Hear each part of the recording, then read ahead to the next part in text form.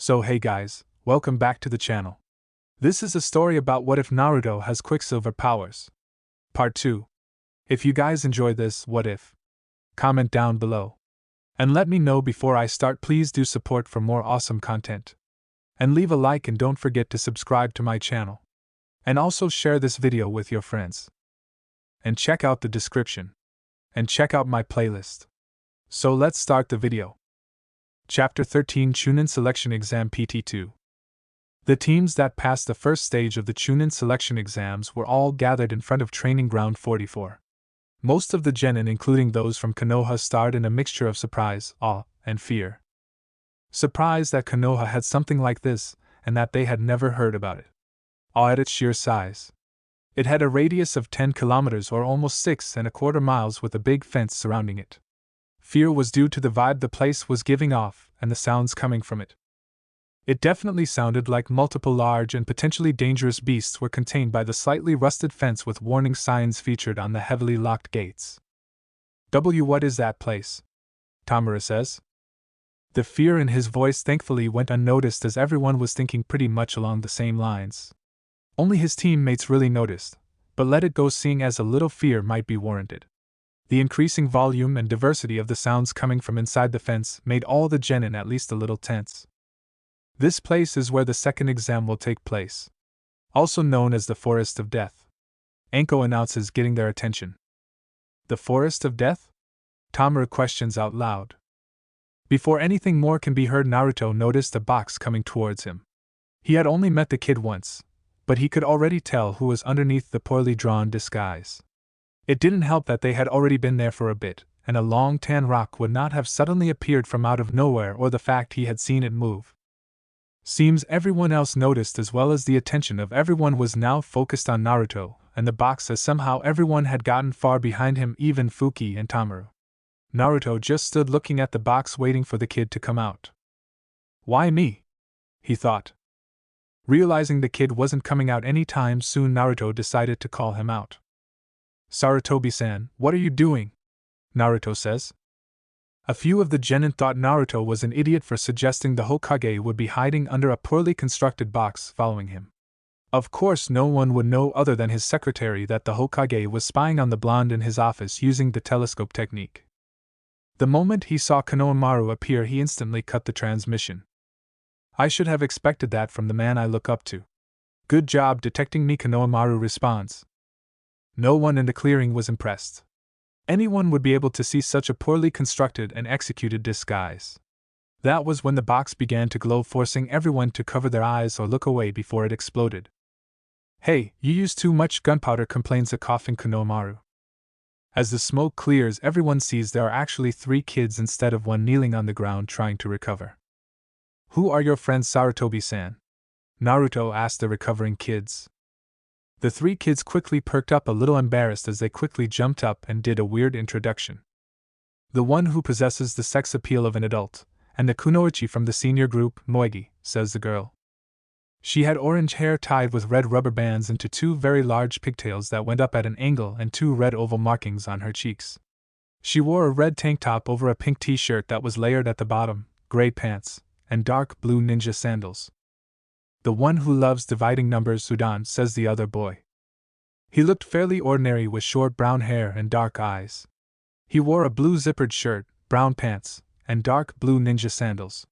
He also had a large amount of snot hanging from his nose, which was kind of disgusting. The village's #1 genius shinobi, Konohamaru. The 3 of us make. Konohamaru says, introducing himself. The Konohamaru Corps. They shouted together. Everyone in the area just looked at the 3 kids. Some were wondering if they had some kind of brain damage. Naruto was just wondering why they were there. It's nice to meet the both of you, but why are the 3 of you here, Sarutobi-san? We are in the middle of the Chunin selection exam, about to start the second part of the exam, Naruto tells them. We're here on a story, Konohamaru responds to. Story? Naruto asks. Yes, Sudan responds. Naruto and everyone else looked at them questioningly, but Konohamaru kept going on. Yes, a story.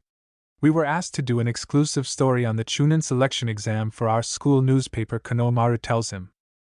So we came to ask you some questions. Please cooperate, Moegi says, giving him a cutesy look. Please add? Look, I'm not. Naruto begins before he's interrupted. Hey there! What are you doing? Anko interrupts. Naruto found it a little strange that she hadn't reacted before, but let it go. He says they are here to do a story on the exams for their school paper, Naruto tells her. Anko had a sheepish look on her face as she looked like she just remembered something. Yeah. I forgot Hokage-sama mentioned something like that, Anko says, rubbing the back of her head with an apologetic smile. You forgot? Naruto questions. Anko just plows on ignoring the question and the looks the surrounding genin were giving her. Alright, we're having a 10-minute break. If you are asked any questions, just concede and cooperate quietly, Anko orders everyone. Naruto, I'm counting on you, Konohamaru says. The three kids look at him expectantly, and with Anko's proclamation and this seemingly being the Hokage's idea, Naruto really didn't feel he had a choice. Sigh, alright, let's get this over with, Naruto says. Naruto walked over to a tree a bit away from the other genin and sat against it as the kids also sat and began their questions. They took out a notepad and pencil as they got ready. First, introduce yourself, please, they asked him. Okay. I'm Uzumaki Naruto, age 12 and almost 13. I graduated from the Konoha Ninja Academy about 6 months ago, somewhere in the middle of my class. I am a member of Team 4 led by my Jonin sensei Shirakumo Hayama. My teammates are Minakura Tamaru and Fuki Naruto. To his surprise, the three kids were each writing down in their notepads before looking at him expectantly. What? Naruto asks. Tell us about your teammates, Moegi says. Oh. Well, Tamaru comes from a big family. He's the first to actually become a ninja in his family, and hopes to set an example for his younger brother and sisters. He also dreams one day to become the Hokage. He's really energetic. Maybe a little over the top sometimes, but he means well and is a fun guy. Fuki is a really strong kunoichi. She's the calmer and more collected one of us. We're still really getting to know each other, but she takes her training seriously, and is someone you can depend on in a tight spot. Shirakumo-sensei is the best. He really helps us get stronger not only physically but mentally as well. In the short time we've been a team, I feel like we have seen so much, but he's always there to guide and protect us so we don't mess up. I don't think I could have gotten a better sense of what Naruto tells them. The three academy students nod, writing in their notepads some more before looking at him again. What cool ninjutsu do you know? Konohamaru asks. Well, I don't know too many. We're genin that just graduated recently. Hayama-sensei has taught us a few, but nothing really strong yet, Naruto answers. The three academy students nod and write some more in their notepads. Naruto could tell Konohamaru was disappointed in the answer, but he would be stupid to answer something like that truthfully with the competition close by and maybe listening in. What missions have you done so far? Udan asks. As a new genin, we don't get the real glamorous missions. We started out with D ranks doing things like pulling weeds, walking dogs, getting someone's groceries, etc. We have done a couple of higher ranking missions, but I have learned that the rank of a mission doesn't really matter. Sometimes the simplest missions can go wrong and then all kinds of things happen, Naruto tells them. Like what? Konohamaru asks. I can't go too far into detail, but my team was called to back up another team. They were taking their first C-rank mission that was supposed to be easy and simple. Instead, they ended up facing enemy ninja, as did we. It was a crazy mission, and sometimes it seemed like everything that could go wrong did, but we managed to complete the mission and all come back healthy, Naruto responds. Are you happy being a ninja? Moegi asked. Yeah, I really like my teammates and sensei. It's difficult and dangerous work at times, but it's worth it, Naruto finishes. Alright, thanks boss. We have to go interview more people now, Konohamaru says. Naruto nodded and watched as they spread out and got the most out of the last few minutes. Meanwhile, Tamaru and Fuki sat down beside him and watched the kids as Udan went up to the sound team and were rebuffed. What are they doing here? Tamaru asked. Same as us, I suppose, Naruto responds. I thought I recognized them yesterday, Tamaru says. Hard to miss them after that stunt with Yakushi-san, Fuki breaks in. I wonder what that was really about myself, Naruto says. Probably just sending a message, Tamaru says. We should be careful around them, Fuki says. Naruto and Tamura nodded, but each was thinking they wanted another piece of the team from sound. Of course, they weren't the only ones. Thanks to Konohamaru's stunt, the sound team recognized Team 4. They hadn't seen them yesterday amongst the other genins, and after beating down those glasses-wearing punk, they tried to keep a low profile. Both teams' eyes met as they stared at one another briefly. If anyone was paying attention, it would just seem like they were eyeing the competition, but anyone that knew better would see the tension between the two teams. Before anything could happen, Anko announced the end of the break and gathered the teams to stand in front of her again. Now where was I? Anko scratches her head trying to recall. You said this place is called the Forest of Death, and volunteered an older-looking Konoha genin. Right, this place is called the Forest of Death. You'll soon realize why, she says ominously. Well, before we start the second exam, I have to pass these out to you, she tells the gathered genin. She reaches inside her coat and retrieves a stack of documents. Before anyone can guess on what they were for, she continues. These are consent forms. Before you can take part in the test, you have to sign this, she tells them. Why? Sakura asked. From here on out, corpses are going to come out. I have to get your consent to that. Or it'll be my responsibility, Anko tells them before laughing. All the genin adopted a serious look, though some showed a bit of fear at the way Anko phrased that. It left little doubt to what she meant for most of them. Well, I'm going to start the explanation for the second exam. In a word, the limits of your survival will be challenged. She hands the consent forms to the person standing in front of her, which happened to be Tamura, who passed them down to Naruto, and soon they were passed through the assembled group, reaching everyone in the clearing. As the genin examined the form, Anko continued. She pulled a map of the area out of her coat before continuing the explanation. First, I'll give you step-by-step instructions on the terrain of this training field. Training Field 44 is surrounded by 44 locked entrance gates. There are rivers and a forest and a tower in the middle. It's about 10 kilometers or 6.21 miles from the gates to the tower. In this confined area, you will go through a certain survival program, the contents of which are, she says before rolling up the map and putting it back inside of her coat. Then fixes them with a deadly stare. Anything goes, scroll battle, she says as she holds up a scroll. Scroll, Kabuto questions.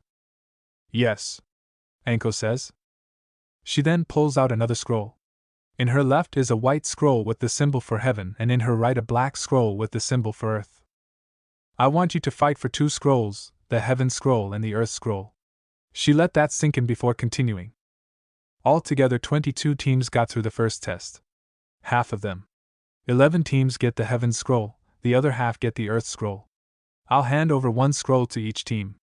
To put it simply, that's what you're vying for, she tells them. And the conditions to pass? Sasuke asks, stepping forward. 3 of you bring both the heaven and the earth scrolls to the tower in the center of the training ground, Anko answers. That means that of the 22 teams, half of them will fail for sure, Sakura voices. Except it has to be on time. For the second exam, the time limit is 120 hours. Do it in exactly 5 days, Anko tells them. 5 days, Ino shouts. What do we do about food? Shouts Choji as he dramatically falls to his knees. Be self-sufficient. It's a treasure trove in the wilderness. There's more than enough food for, Anko says before being cut off by Kabuto. However, it's teeming with fierce people-eating animals, poisonous bugs, poisonous weeds, and much more, Kabuto says, freaking out some of the genin. No way, Choji complains.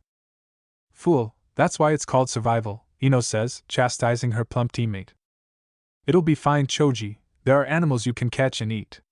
Naruto tries to calm his friend down. Of course, Shikamaru stood in his way and glared at him as he approached the chubby genin. Besides, it's improbable that 33 people, 11 teams will pass, Niji Hyuga adds. The interval for activity gets longer with each passing day, while the time for recovery gets shorter. Seems pretty grueling, Lee adds with a toothy smile at the end. On top of that, you're surrounded by nothing but enemies, even falling asleep will be a problem, Sasuke tacks on. And besides those injured during attempts to capture scrolls, there will definitely be people who are unable to endure the rigors of the course, Anko adds, enjoying the way the genins were freaking each other out. So you can quit in the middle of it? Asks Nara. According to the rules, you cannot give up in the middle of it. I want you to spend 5 days in the forest, Anko responds. Just like I thought. This is going to be such a pain, mumbles the Nara heir. Moving on, conditions of disqualification. Number 1. If all 3 members of the team can make it to the tower with the heaven and earth scrolls within the time limit. Number 2. If a team loses a member or if a member becomes incapacitated. There's that, and this is a supplement. Absolutely do not look at the contents of the scrolls until you have reached the tower, Anko tells them. What happens if we look at it halfway through? Asks Tamaru. When you look at it you'll find out, teases Anko. There are times when a chunin must deal with super secret text. This is to test your reliability. That is all the explanation. I'll exchange your 3 consent forms for the scrolls in the hut over there, Anko says. She points over to the area where 3 chunin were sitting in a makeshift hut near the gate, looking bored. After that, pick your entrance, and all the gates will open simultaneously, Anko says before letting out a big sigh. Finally, just a word of advice. Don't die. The genin then moved apart into their individual teams as they each looked over the consent form and decided on if they would sign it or not. Of course, everyone signed it, and were waiting when one of the chunin called out from the hut, which had a cabin drawn obscuring the view of what was going on inside from the individual teams. The teams moved one by one to the hut and turned in their forms before taking a scroll. In his excitement, Tamaru grabbed the scroll for Team 4 before Naruto or Fuki could. Anko then called out, Teams who have taken the scroll, stay with the representative and move to the gate. We'll all start simultaneously in 30 minutes. Anko calls out. As the teams were standing at their assigned gates, Team 4 unknowingly became a target of several teams. At gate 27 stood Team 10. Life or death. It's a pain, but we just have to do this. Since it's come to this, Naruto will be our target, Shikamaru says. What? Why him? Ino questions. Yes, Shikamaru, Naruto is my friend. We shouldn't target him, Choji says, making his discontent known. Shikamaru scowls at his best friend. Look, I don't want to go after him, but what choice do we have? Looking at the competition, Team 4 is our best bet to get a scroll. Everyone else is just too strong for us. Who else do you suggest we go after? He argues. Neither Ino or Choji could argue against that. Fact was, Team 4 was an anomaly. Tamaru was a loud-mouthed idiot from a civilian background. Fuki was just an average kunoichi with nothing really standing out about her. Naruto was the mystery. After having been the dead last for the first couple of years at the academy, he rose up the rankings to slightly above middle of the pack during the last year. There was nothing special about any of them as far as anyone knew or would tell them. That opinion would soon change for better and worse. Good, Shikamaru said when they stayed silent. Soon Uzumaki, he thought darkly. At gate 20 a similar conversation, although decidedly more sinister, was occurring. What about the mission? Kin asked.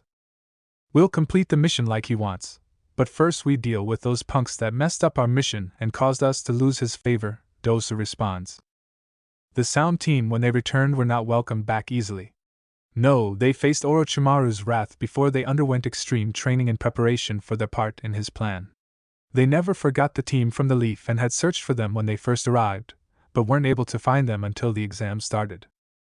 They would have their revenge if it was the last thing they would do. At gate 12, Team 7 was also focused on Team 4. We're going after Team 4, Sasuke states. Why? Sakura questioned. She wanted to go after Ino's team and beat her down. She rightly pegged Team 10 as being the weakest team. They are hiding something. During that mission to Wave, he did something. I want to know what Uzumaki did to move like that. Aren't you still curious about Sakura? Sasuke responds. Well, yeah, but... Sakura starts. I don't care who we go after. Me and Akamaru will tear them apart, right, boy? Kiba cheers. Arf. Akamaru barks in agreement. Nothing more was said as they waited for the gates to open as Sakura let it go. Sasuke smirked at getting his way. I'll find out your secret. Nobody hides from Uchiha, Sasuke. At gate 44, Team 4 stood waiting for the gate to open in silent anticipation. Looking at his teammates, Naruto could tell they were both nervous. Tamaru was punching the air saying how he would beat everyone up, but Naruto could see how anxious he was. Fuki's arms were crossed against her chest while she watched Tamura disapproving of his antics, but Naruto could see her muscles were tense. And Naruto himself didn't want to admit it, but he was also tense. 5 days on their own in direct combat against enemy squads, and Hayama wouldn't be able to bail them out if things got bad. Their lives were literally on the line. A little after the clock hit 6:10 a.m., the Chunin removed the chains and lock from the gate. They then heard the proctor call out, "We now start the second test of the Chunin exam," Enko called as the gates opened. All the teams rushed forward eager to get started, but it wasn't long before screams were heard ringing out through the forest. What was that?" Tamura asked as he looked for where the screams came from. "Seems we're already behind. It sounds like someone is already out of the competition," Naruto says. "We should keep moving," Fuki says. They nod and continue further into the forest, not knowing that they were being watched. As they were walking, the aura of the place seemed to grow darker and darker. They walked by a weird-looking plant that was taller than all the members of Team 4. It had a sort of clam-shaped bulb that looked lit. It might split open when it bloomed. There were also a number of vines with different-sized leafy petals attacked lying on the ground. They went around it, being careful not to step on any of the vines or the leaves. Moving past it, they paid it no further attention and kept their eyes forward, but suddenly they heard a scream from behind them. They turned to witness a gruesome sight. "Help me!" It was a male genin that looked to be older than them. His forehead protector showed his allegiance was to the waterfall village. The man was held in the air by his ankle by several of the vines that had been lying on the ground. Looking at the formerly stationary bulb, Team 4 noticed that it was no longer drooping downwards, but was now erect, and the bulb split open to show rows of yellow-stained teeth about as big as a standard kitchen knife. They watched as more vines rose from the ground to wrap around the genin, pinning his arms and holding him in place as the bulb or mouth of the plant opened wider and wider. A black substance began to flow from the mouth of the plant, coating the teeth and dripping to the ground. To Team 4's horror, wherever or whatever the black substance hit turned a whitish ash-like color before it crumbled to the earth. The bare patches of ground around it looked darker as the substance was absorbed. That was when a green vine-like tongue appeared from the mouth and slathered the older genin in the blackish substance. The effect wasn't the same, but was no less horrific as the genin still and his skin seemed to lose its color and appear cracked. The look on the genin's face as he stared at them with his mouth still open as if trying to scream would plague each of them in their sleep for some time. The plant then lowered the paralyzed genin towards its mouth, but before it could gulp down the doomed teen, a hail of kunai sliced into the monstrous plant. One of the kunai tore through the vine, holding the paralyzed teen, forcing it to drop him. The thud that sounded out from the body impacting the ground only made the genin of Team 4 cringe as the paralyzed teen's body landed awkwardly, not moving any further. Team 4 was then alerted to 2 more genin hacking at the deadly plant as its vines whipped around, lashing out at the 2 genin.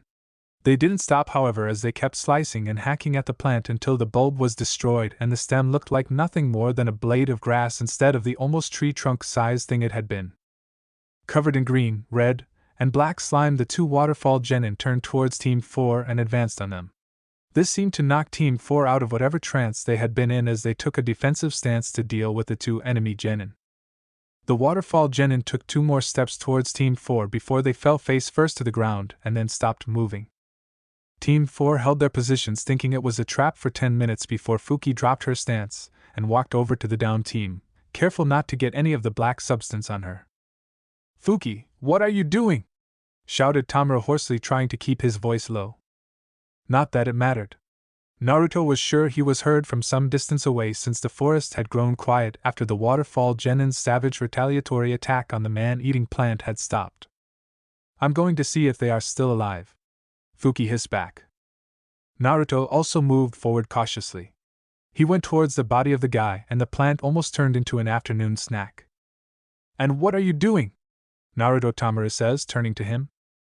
"I'm going to check their equipment and see if they have the scroll we need," Naruto tells him. Tamura sighed. Naruto had a habit of being a scavenger of sorts. If he saw an abandoned weapon, he would pick it up and examine it before sealing it away and taking it home or putting it in his pocket to use later. Fuki had also adopted a similar attitude, seeing as they were both orphans and buying tools and weapons was expensive, especially kunai and shuriken that were tossed around and tended to get lost, damaged, or destroyed often. Deciding to let it go, Tamaru decided to take up watching for any approaching enemy. With so many mouths to feed, the Minakura family was far from rich or wealthy, but he didn't have it in him to do what his teammates did. Also, they were still close to the gate, and there was no telling who heard the screams of the dying genin, and he needed to get the image of that plant almost eating someone out of his head. He turned away and allowed his teammates to do what they were going to do. When he was alive, Naruto asked Fuki. She just nodded her head and moved to the other genin. Naruto meanwhile had also checked his guy for signs of life, but it was difficult as he was covered with the black substance and Naruto wanted no parts of touching that. Strangely enough, the substance was giving off a sweet smell that was filling his nostrils and trying to tempt him into tasting it, but he resisted and quickly worked on stripping the waterfall genin. This one's also alive but barely. What about your guy? Fuki asked a few minutes later. He's dead, but I don't think it was the poison. I think he suffocated. His eyes look bloodshot to me, but I could be wrong, Naruto says as he stands and moves to the two Fuki had been checking on. Don't bother. They didn't have much equipment on them, just standard shuriken and kunai and a couple of scrolls, but I can't tell what they are for, Fuki says. Naruto nods and steps away, although he did take the two scrolls just in case they held something valuable before heading back to stand beside Tamaru. Did they have the Earth Scroll? Tamaru asked. Nope, Naruto said, showing them the Heaven Scroll. What are you going to do with it? Fuki asked curiously. Keep it. Never know if we might need a spare, Naruto says. Smart decision, says a voice from somewhere around them. Who's there? Tamaru shouts. Just an interested bystander. Don't mind me, I have no intention of attacking you, says the voice. What do you want? Naruto asks. I don't know. What do you think I want?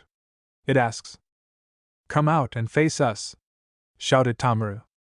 Now, there will be plenty of time for that. For now, I just want to watch. You are an interesting team. Your records scream average nobodies that will have boring careers with little to show for it at the end of the day, the voice taunted. That shows how much you know. One day I will be Hokage. Tamaru shouts. Calm down, Tamaru. He's just trying to get under our skin, Fuki says, calming him down. Look, I don't know who you are, but we are leaving. If you're smart, you won't follow us, Naruto says. Come on, guys, he says to his team. They head southeast of where they heard the voice, hoping to put some distance between them and the entity. What an interesting team you have, Naruto-kun. I can't wait to see what you can do, remarked the voice. That night, Team 4 camped out in the forest. Being prepared and able to seal items, they each had food that didn't require them to cook over an open flame, which was a godsend for them, and all three thanked their sensei for that before eating. Naruto ate a couple of cold-cut sandwiches and drank some water down behind it. Fuki had a sushi plate along with a rice ball. Tamaru's mother gave him a box lunch which he sealed before meeting up with them that morning. Of course, she didn't understand or know they were going to be gone for a while, so he only had the one. When they finished eating, they took turns watching over the camp while the other two rested. Fuki took first watch since she never liked to be woken in the middle of the night, and the boys didn't want to risk getting punched by her for doing so either. Tamaru took a second watch since he was used to being woken up at odd times by his brothers, sisters, and parents. That left Naruto to take the last watch, which he was okay with since he was used to getting up early to do his own exercises and workout before team training took place. The next morning, as soon as the first rays of sunlight hit the forest canopy, Team 4 had broken down the camp, put out the fire, disposed of any trash, and headed out to look for any teams that might still be sleeping in. Luck was with them as they found a team close to the river that ran through the training area. Team 4 stalked closer to the slumbering genin. They were from Konoha if the forehead protectors hanging from their bags slightly away from their sleeping bags were true, but they were older, not even teenagers. Both Naruto and Tamaru could only shake their heads and vow they would rather quit than be stuck as genin in their 20s or worse 30s. Team 4 bypassed the three older sleeping genin and went for the packs, figuring they would leave the scroll inside one of them as well if they were dumb enough to still be sleeping so soundly out in the open like this. However, as soon as Naruto reached for the bag, he felt nothing but air as his hand passed right through it, and instead hit a thin, nearly invisible wire.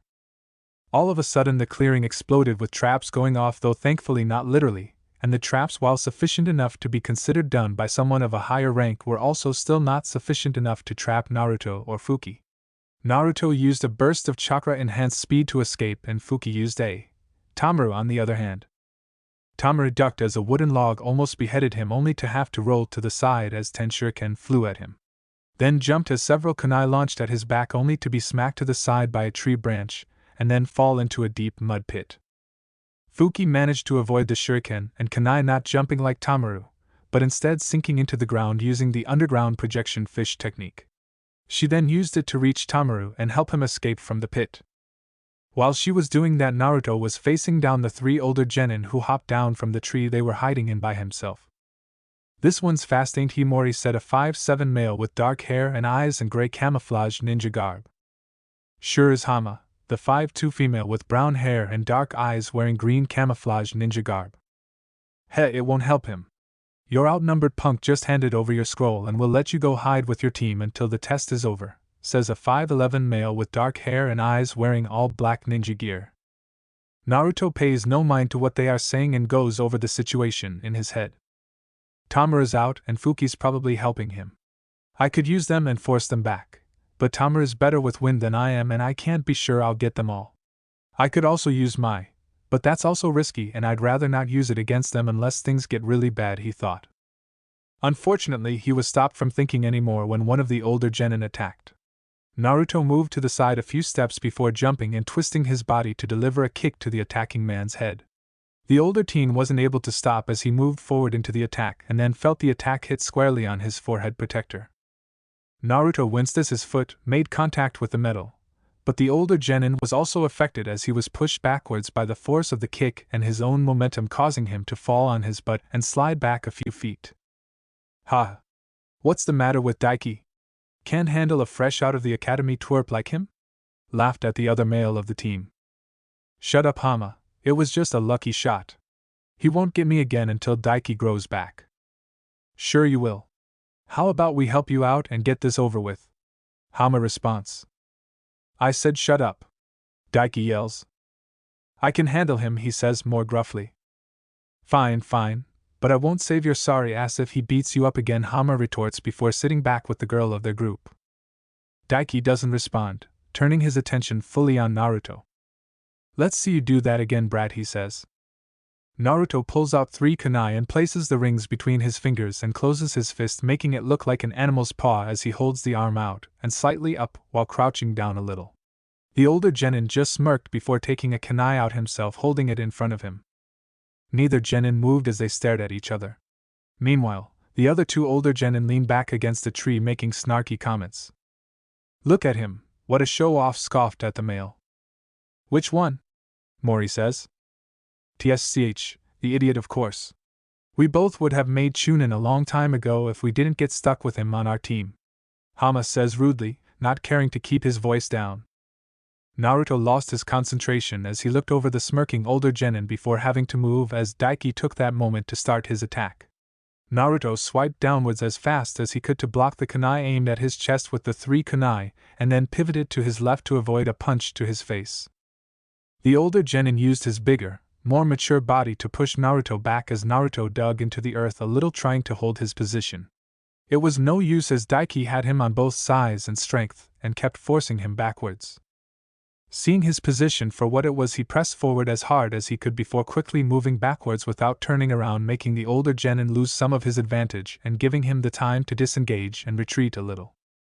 All the while, Daiki's teammates continued the negative comments towards both their teammate and Naruto.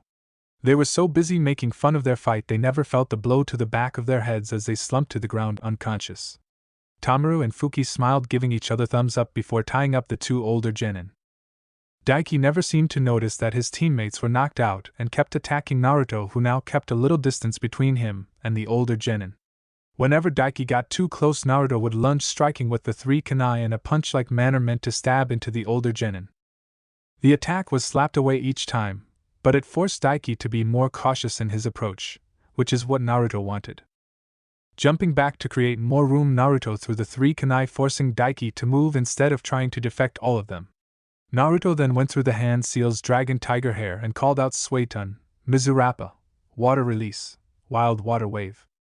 Water gushed out of Naruto's mouth, moving too fast for Daiki to dodge after dodging the kunai. He was impacted square in the chest and engulfed by the technique carrying him into the river. Daiki quickly surfaced thrashing about. Help! Help! Help me! I can't swim! He shouted as he continued thrashing. Naruto wasn't sure what was more pathetic. Him not knowing how to swim, or being a genin his age and either not knowing or not being able to do the water surface walking practice. Naruto, taking pity on the man, strode up to him using the water surface walking practice, and then bonked him on the head, knocking him out. He then grabbed his shirt and dragged him through the water and deposited him on the ground before tying him up, then dragging him to where his teammates also lay. Did you find their scroll? Naruto asked his teammates. Yep, the big mouth had it on him, Fuki answered. And it's an earth scroll, Tomaru interrupted, answering his next question. What now? Fuki asked. I don't know about you, but one night in this forest was enough for me. We should head to the tower, Naruto says. I wanted to find that sound team and beat them up again, Tomaru complains.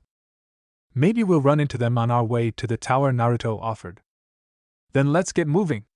I want to show the tunnel boy just how weak he is, Tomaru says before bounding off. Tomaru! You're going the wrong way! Naruto shouted. He and Fuki took off, leaping into the trees, using them for cover as they headed further south down the river. Tomaru quickly caught up, giving both a glare for moving without him and letting him go the wrong way. They made their way quickly through the canopy, avoiding several more teams and a few traps impeding their path, but not for long. The only real trouble they had was when some leeches tried to make them lunch when they got closer to the tower, but they managed to arrive at the front doors and enter safely around midday. If you do not possess heaven, gain knowledge and be prepared. If you do not possess earth, run through the fields and seek strength. If you open both heaven and earth scrolls, dangerous paths turn into safe ones. This is the secret of. I can't really read that. It shall lead you on your way, Naruto reads out loud. Upon entering the building, they found nothing except for the message up on the wall. What's that supposed to mean? Tomaru asked. It means it's safe to open the scrolls now. Remember the proctor, she said not to look in them before reaching the tower. This message is telling us it's okay to do so now, Fuki tells them. Alright, how should we do this? Naruto asked. You open the earth scroll and I will open the heaven scroll, Fuki says. What about me? Tomaru interjects. Just stand there and be quiet for once, Fuki says angrily. Fine, I can take a hint. You don't have to beat me over the head for me to get the point. I won't say anything else. You'll have to beg me to talk and grace you with my perfect voice. Tomaru rants. He stops only when he notices both teammates are looking at him blankly. Are you done? Naruto asks. He liked Tomaru a lot, but there were times when, like Fuki, he also became annoyed with him. Tomaru just nodded, not wanting to be hit by both of his teammates. Not that he was scared or anything. With that done, Naruto and Fuki opened both scrolls. They quickly recognized the kanji for person and that it was a summoning scroll, throwing the scrolls a little ways from them. Somehow the scrolls managed to land together, and the genin noticed it bulged a bit over the before smoke billowed forth from it. Then they heard the distinct sound of something being summoned, and as the smoke cleared it revealed a person. A person they were surprised to see. Yumano-san, what are you doing here? Naruto asked. It's the Chunin's duty to welcome the genin when they reach this point. I just happened to get lucky on drawing the assignment to welcome Team 4, Irika tells them. Team 4 just nodded at that. Now I have a message to deliver. Congratulations on passing the second exam, he tells them. I'd like to treat you to a meal and hear all about your experiences, but the second exam is still active, Irika says. Well, what do we do now? Tomaru asked. Naruto and Fuki nodded, also wanting to know. First, there is a second part to me being here.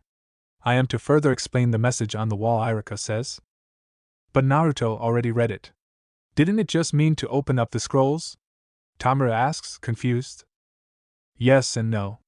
Yes, it was meant to clue you into opening the scrolls, but there is more to it. Read it again, please. This is the principle that Hokage-sama wrote that you should keep in mind as a chunin. The heaven in this text refers to the head of a person and the earth the body. If you do not possess heaven, then gain more knowledge and prepare. That means, for example, if Tomaru's weak point is his mind, that he should study and prepare for his missions. And if you do not possess earth, run through the field and seek strength.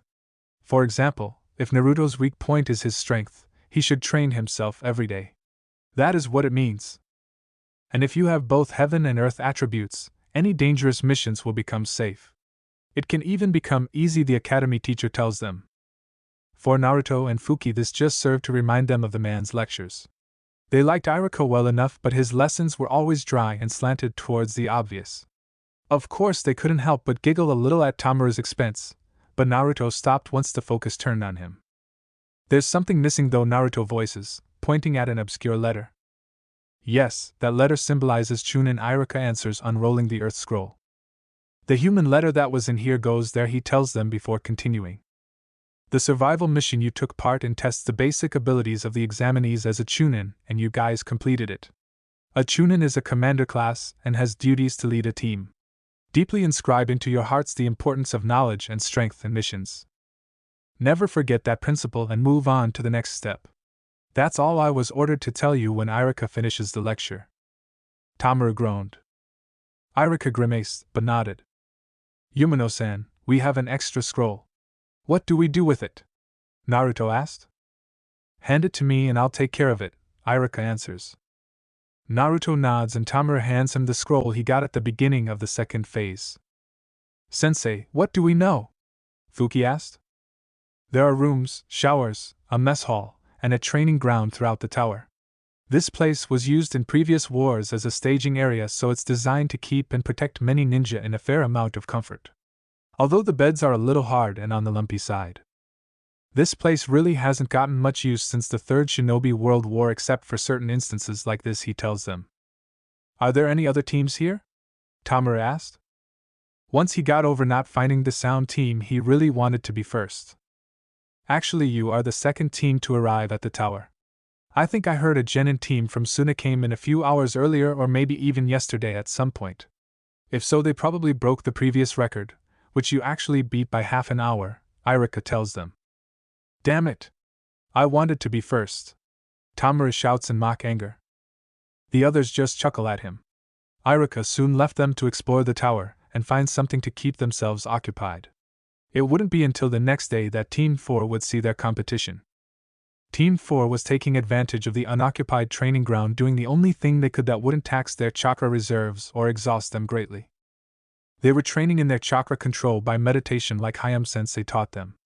Fuki was still the furthest along, with Tamaru and Naruto still struggling. They had been at it an hour when Naruto heard. Idiot, move! Naruto had no idea where the voice came from or who said that, but it scared him enough to jolt him out of position and open his eyes only to see a wave of sand about to crash down on him and his teammates. He didn't even think before forming the boar seal. Musho, swift release, shadowless flight, Naruto shouted.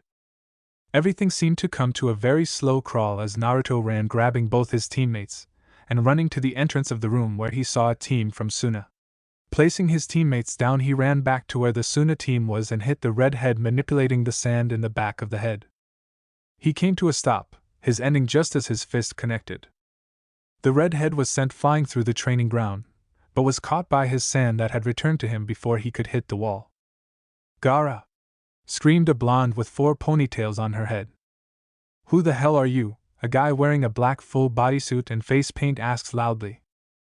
The blonde, hearing that, turned towards him as well as she brought out a large fan, and he moved for something on his back.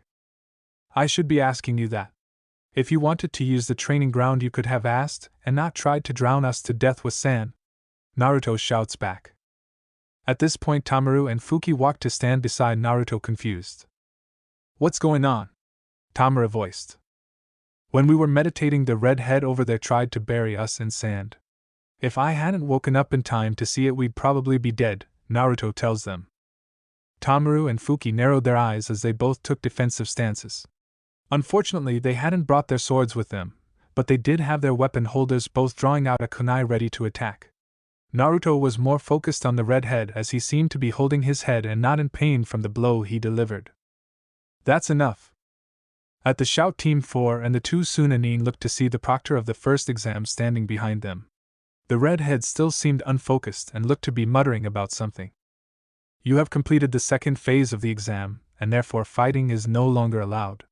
If you continue, your teams will be disqualified and all of you will be sent home, he tells them. We're sorry, Proctor-san. Our brother is just a little on edge, he didn't really mean to harm anyone, lies the male Sunanin wearing the full body suit and cat ears. Good, then get out of here and take your brother over there somewhere he can calm down, Ibiki orders.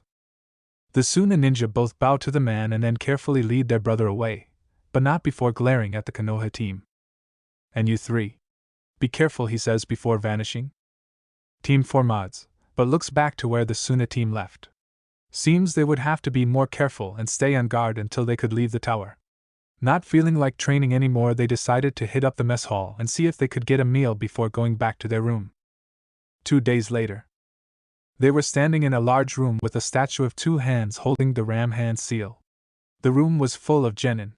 Naruto could recognize teams 7, 9, and 10 along with the Suna and Sound team. There was also another Konoha team with that Kabuto guy on it. The Hokage and a group of Chunin and Jonin stood at the front of the room.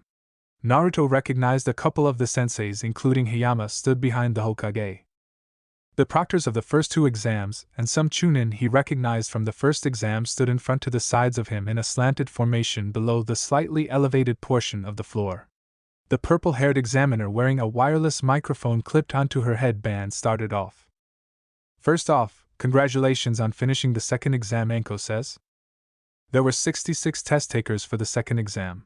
To think 21 have made it this far. I said to make it less than half, but I'd really thought about single digits.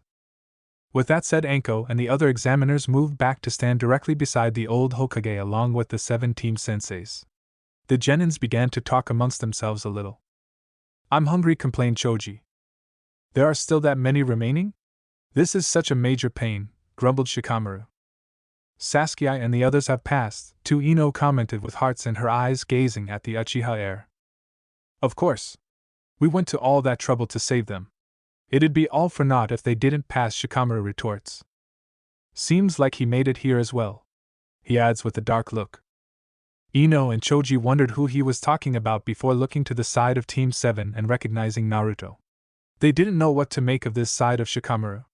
He was generally a pretty laid-back, non-confrontation type of guy, but Naruto seemed to bring something else out of him, and it wasn't something good.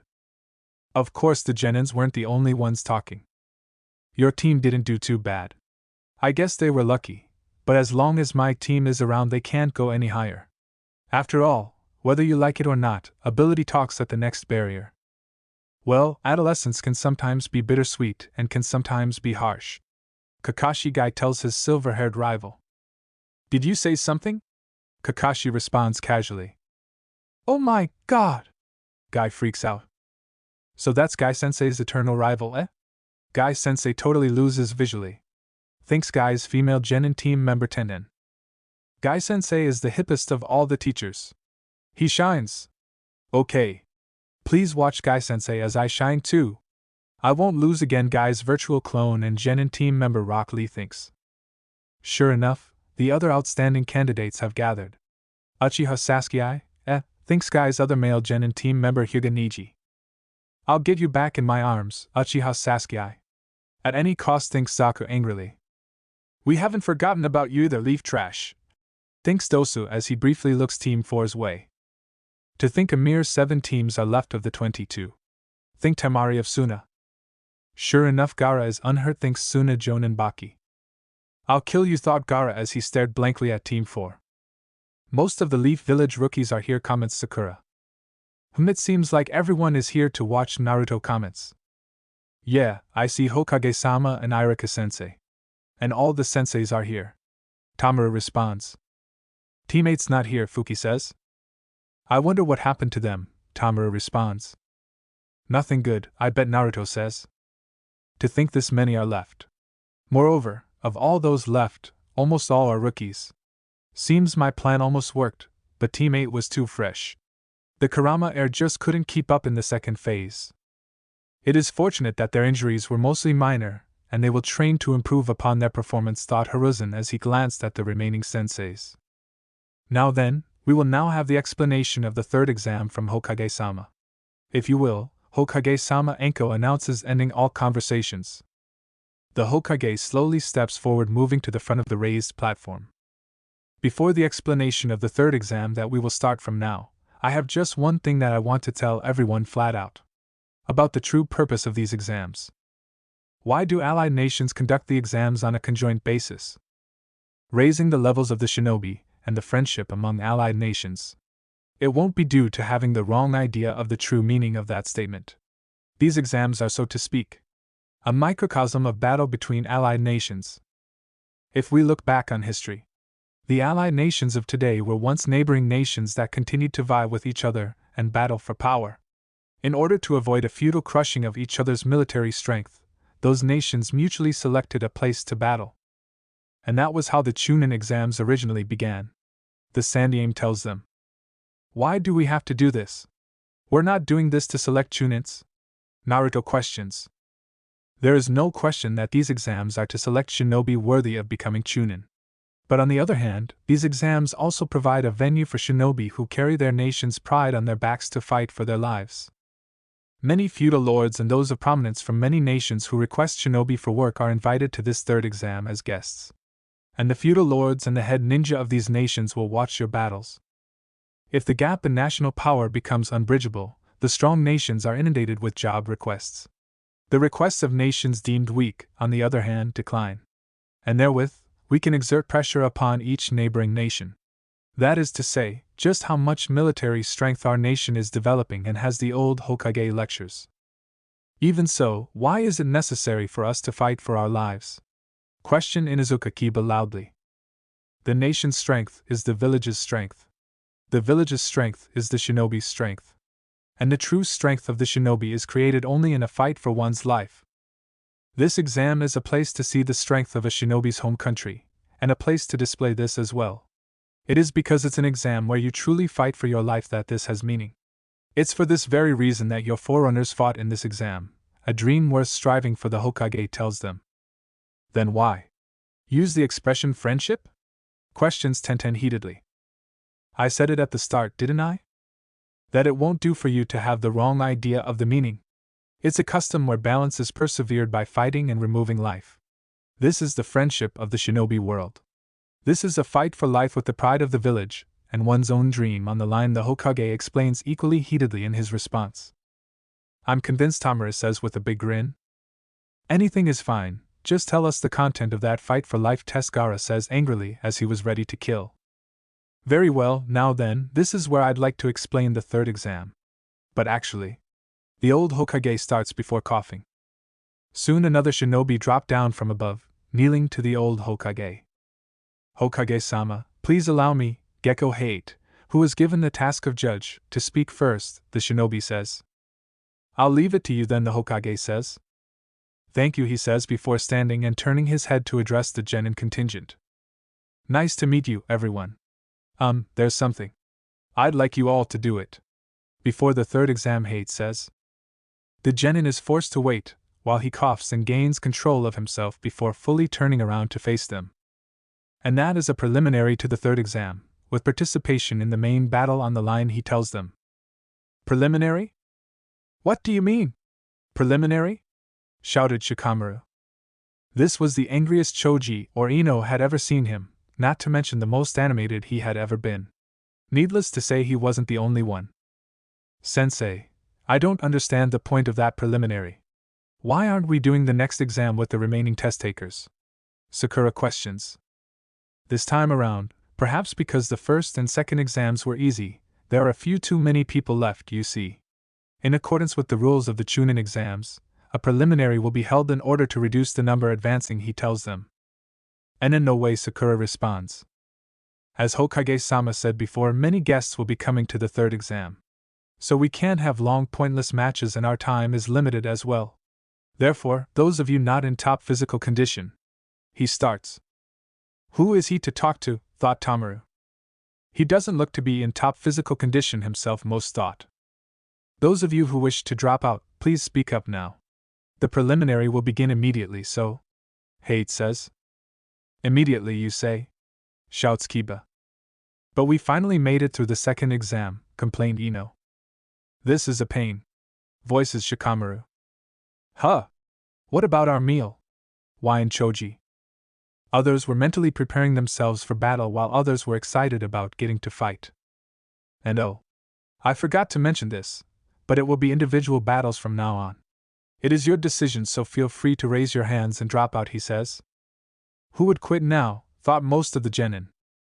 There were some hushed arguments erupting among the genin of Team 7, and the assembled proctors seemed focused on Team 7.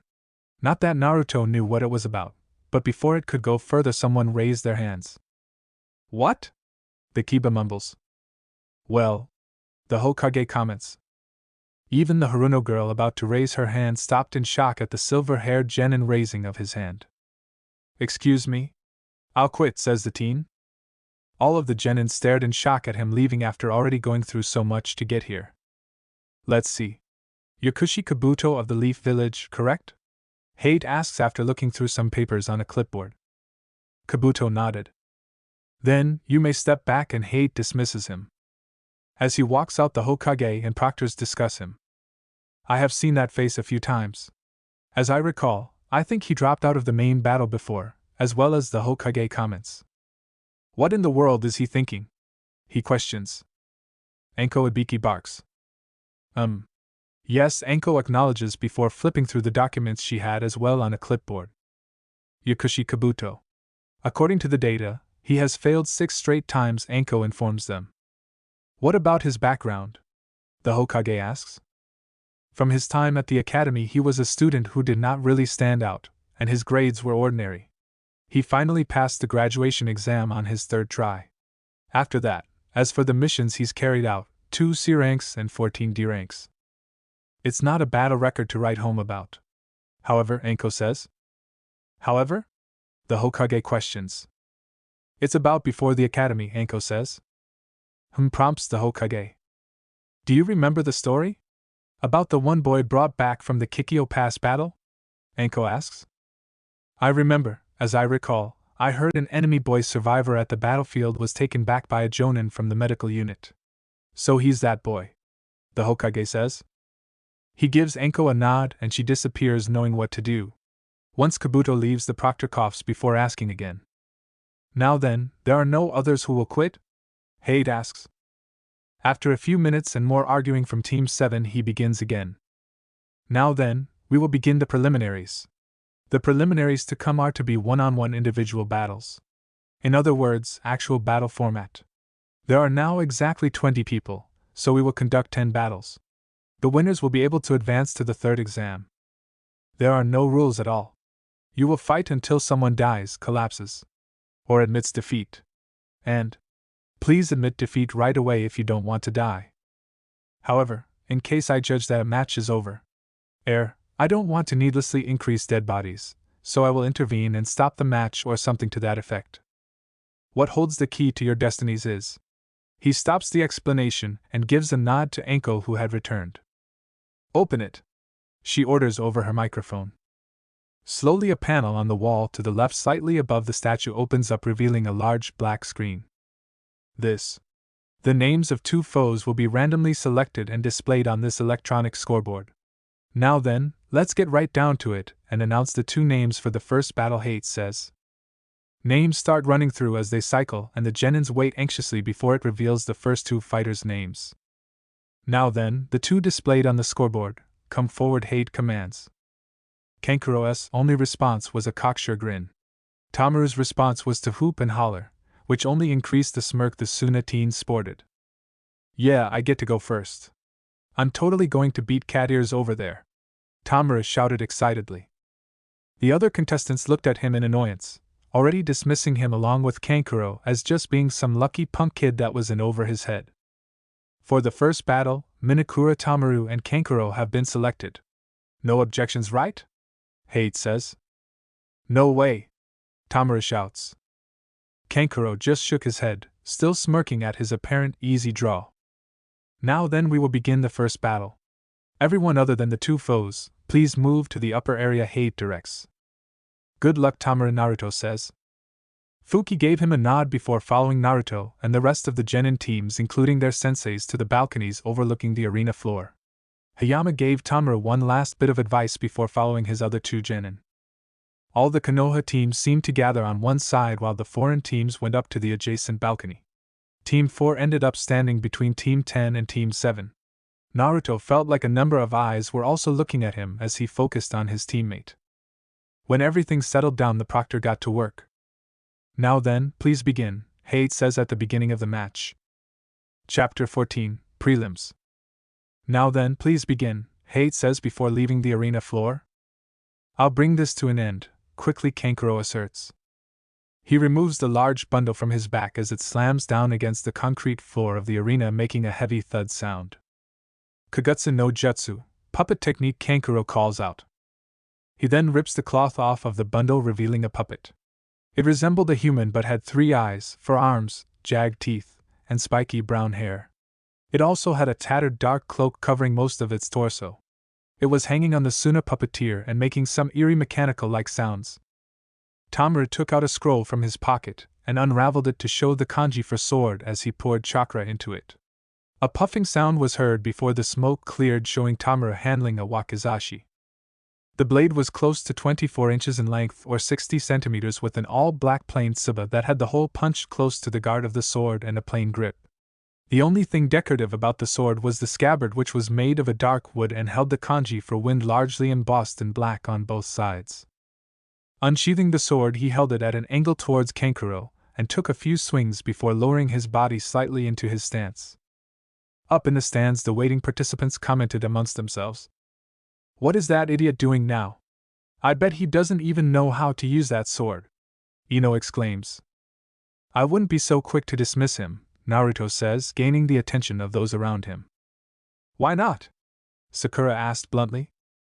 "Team 10 is a recon and interrogation team, Team 7 is a ninjutsu and possibly an assault/demo squad, Team 8 is a reconnaissance unit, and Team 9 is a taijutsu and primary assault squad.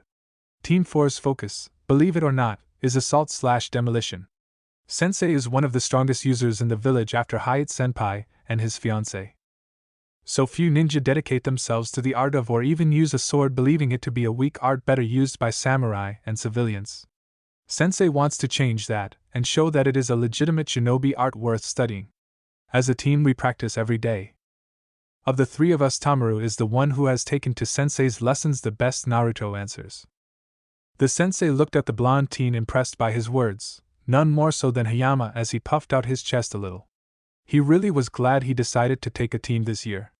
However, the genin wasn't easily sold.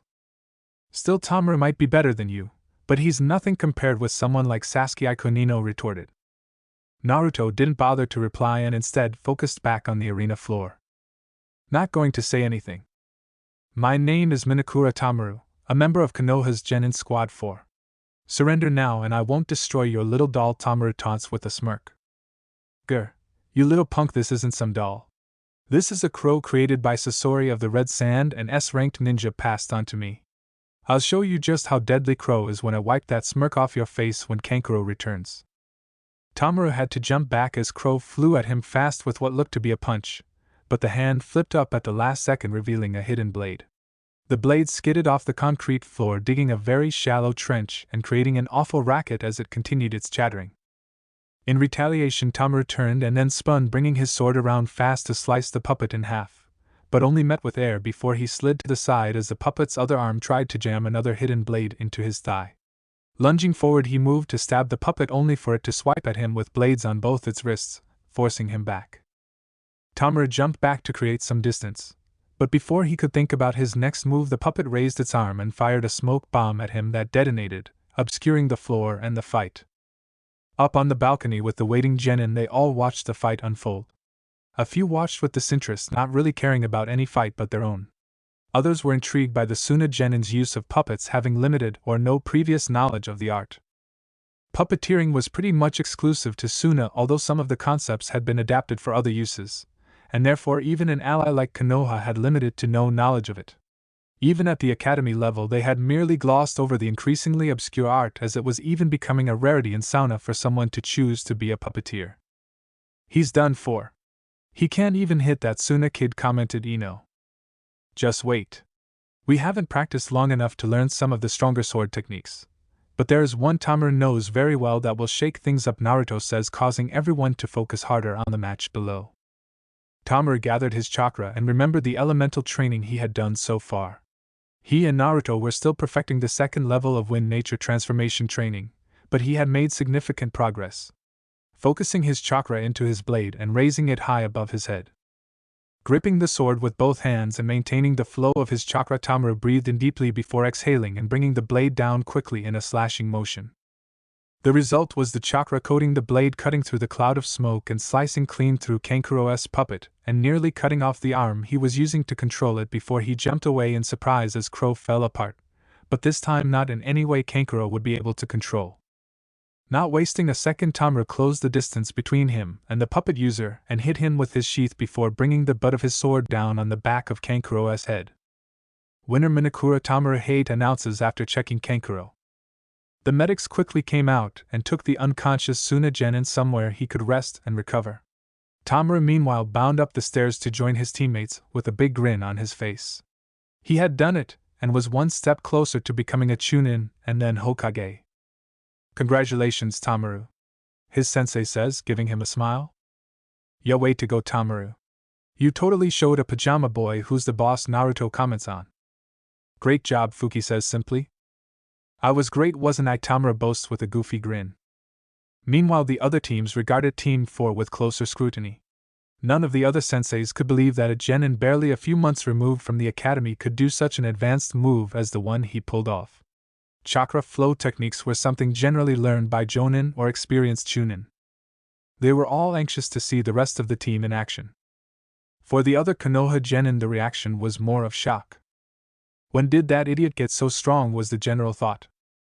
The Suna team also looked more closely at Team 4, not believing Kankuro could lose to a rookie genin like that. They knew Kankuro was holding back due to the planned invasion, but there was no way he should have lost his match like that. Something was definitely different about that team. Soon it was time for the next battle, and Hate got the show on the road, calling for the next competitors. "Will Uchiha Sasuke and Akado Yoroi please come down?" Hate announces. As the Uchiha pass them, Team 4 swears they hear him say, "Watch how a real ninja fights." Team 4 didn't let it bother them though as they watched the fight.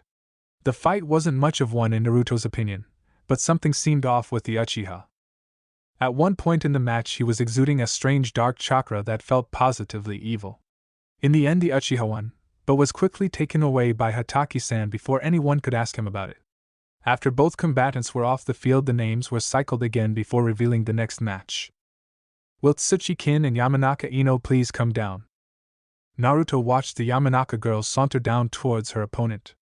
No one on her team wished her good luck or anything, and the other genin, save for Harino Sakura, who stuck her tongue out at Ino, said nothing either. Yet the girl walked down there as if she was the strongest ninja in the room. "She's a Yamanaka, watching for her mind to transfer.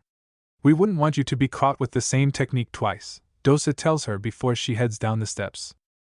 "Baka, as if I don't know that already. I'll make her pay for that bit of humiliation," Kin thought. Kin just walked down the steps, turning away from her team leader and stopping when she was in front of her opponent. When Hate began the match, both girls ran at the other as fast as they could. They both reached each other at the same time, with Kin still being able to get inside Ino's guard and knocking her to the ground, where she then kicked the Yamanaka heiress in her stomach hard, forcing the blonde to skid roughly across the floor a few feet. "Head, you're faster than Pinky over there, but you're still weak. All you Konoha Kunoichi are the same, just a bunch of weak sluts looking for some man to save you," Kin says, admonishing the downed girl. Of course this earned her glares from Kurenai, Anko, Tenten, and Sakura, but she didn't even feel their heated gaze.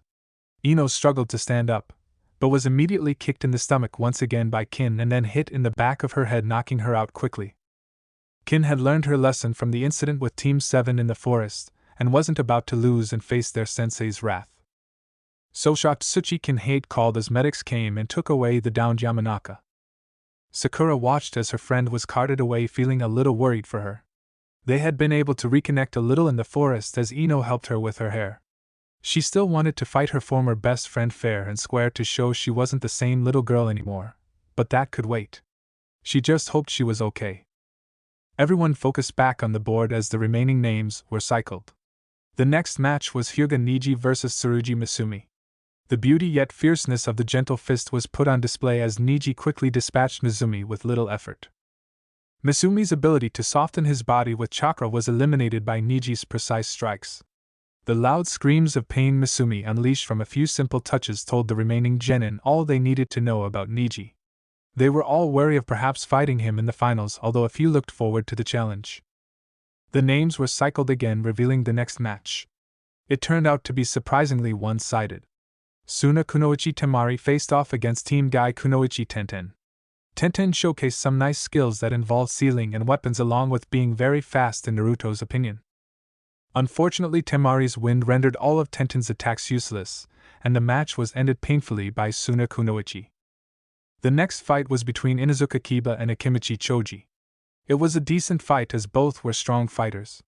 Unfortunately for Choji, Kiba was much faster, and unlike in the academy, he had Akamaru fighting with him, making it essentially 2-on-1. This finally happened after Inuzuka and his ingested a military ration pill, raising their chakra level sky high, then threw down some smoke pellets obscuring everyone's view. Choji did manage to momentarily escape using his human bullet tank technique after he also ingested a pill. Kiba nor Akamaru could stop the rolling ball of flesh, which Kiba countered by using his clan's Fang passing Fang. Being repeatedly buffeted by the dual drills of the Inuzuka pair, Choji was knocked out of his after several attacks and then unconscious by Akamaru clipping him. The medics came to take Choji away on a stretcher, which they struggled to load him on, and then moved to the medical bay. Kiba of course strutted back up the steps with Akamaru barking away happily as they went back to their team. Naruto really didn't care much for Inuzuka. He was brash, rude, and seemed to have an overinflated opinion of himself. Naruto did feel bad for Choji. Everyone knew he would lose the fight as fighting wasn't really in the chubby boy's heart.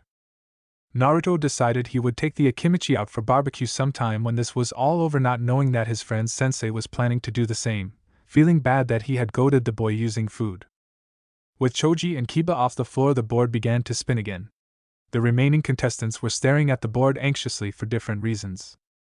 I hope I'm not paired against that freak from Suna. That team is way too mean, thought Sakura. I hope I can fight soon, Naruto thought. Troublesome. As long as Naruto is my opponent, I don't care, thought Shikamaru. Anyone but the redhead were the thoughts of the remaining sound participants. Soon. I will kill you all so mother can feast on your blood. Of course, one competitor was not waiting as quietly, so everyone had to suffer the shouting and idiotic rants of Rock Lee and his sensei. Thankfully for everyone, he was next. The screen revealed the fight to be Rock Lee versus Abumi Zaku. Everyone was shocked when Lee quieted down and gained a serious look in his eye as he gazed towards his opponent, who just smirked before jumping down onto the arena floor with Lee following suit. Unfortunately, after the intense stare down and a few words about some encounter during the second stage that seemed to involve nearly half the remaining genin teams, the fight was over quickly and brutally. Rock Lee immediately charged his opponent, giving no time for his injured competitor to remove the sling holding up his damaged arm. He just seemed to move right in front of the guy as soon as Hate gave the go-ahead, and then connected with a painful-looking roundhouse to Zaku's temple that sent him flying backwards. Before the injured boy could even land, Rock Lee seemed to just materialize over top of him and delivered a drop kick right to his temple. Zaku landed roughly, bouncing off the hard concrete floor before his feet were grabbed by Lee, who then spun around with increasing speed before releasing Zaku, sending him flying into the statue at the other end of the arena. All the contestants merely watched in awe as Hate checked on Zaku and declared Lee the winner before gesturing to the medic crew on standby. The medic Nin quickly picked the boy up and left. All watched the broken boy's figure as he disappeared from the arena. They all made a note to not piss off Lee if they could help it. No one said a word as the boy made his way back to his team until he made his way by Team 7, where Sakura thanked him for some reason, and then everything was back to normal.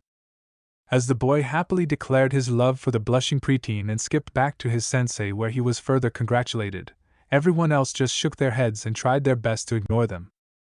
When the board began cycling through names again, the tense atmosphere quickly returned. Thankfully, the board revealed the next match to be Fuki and Sakura. When the names appeared, Sakura couldn't stop from shouting out in joy. Yes! I'll show Sasuke Aiko and I am the only one for him, Sakura shouted while pumping her first. In Sakura's mind, this was the perfect fight for her. She remembered back to her childhood when Fuki led by Ami and that other girl would pick on her and rough her up until Ino came along. Sakura had never gotten a chance to get any revenge on them even in the academy, as she never spared against Ami or Fuki, but she remembered that they weren't that good. Honestly, it was a surprise that Ami and those two losers had passed. I can do this.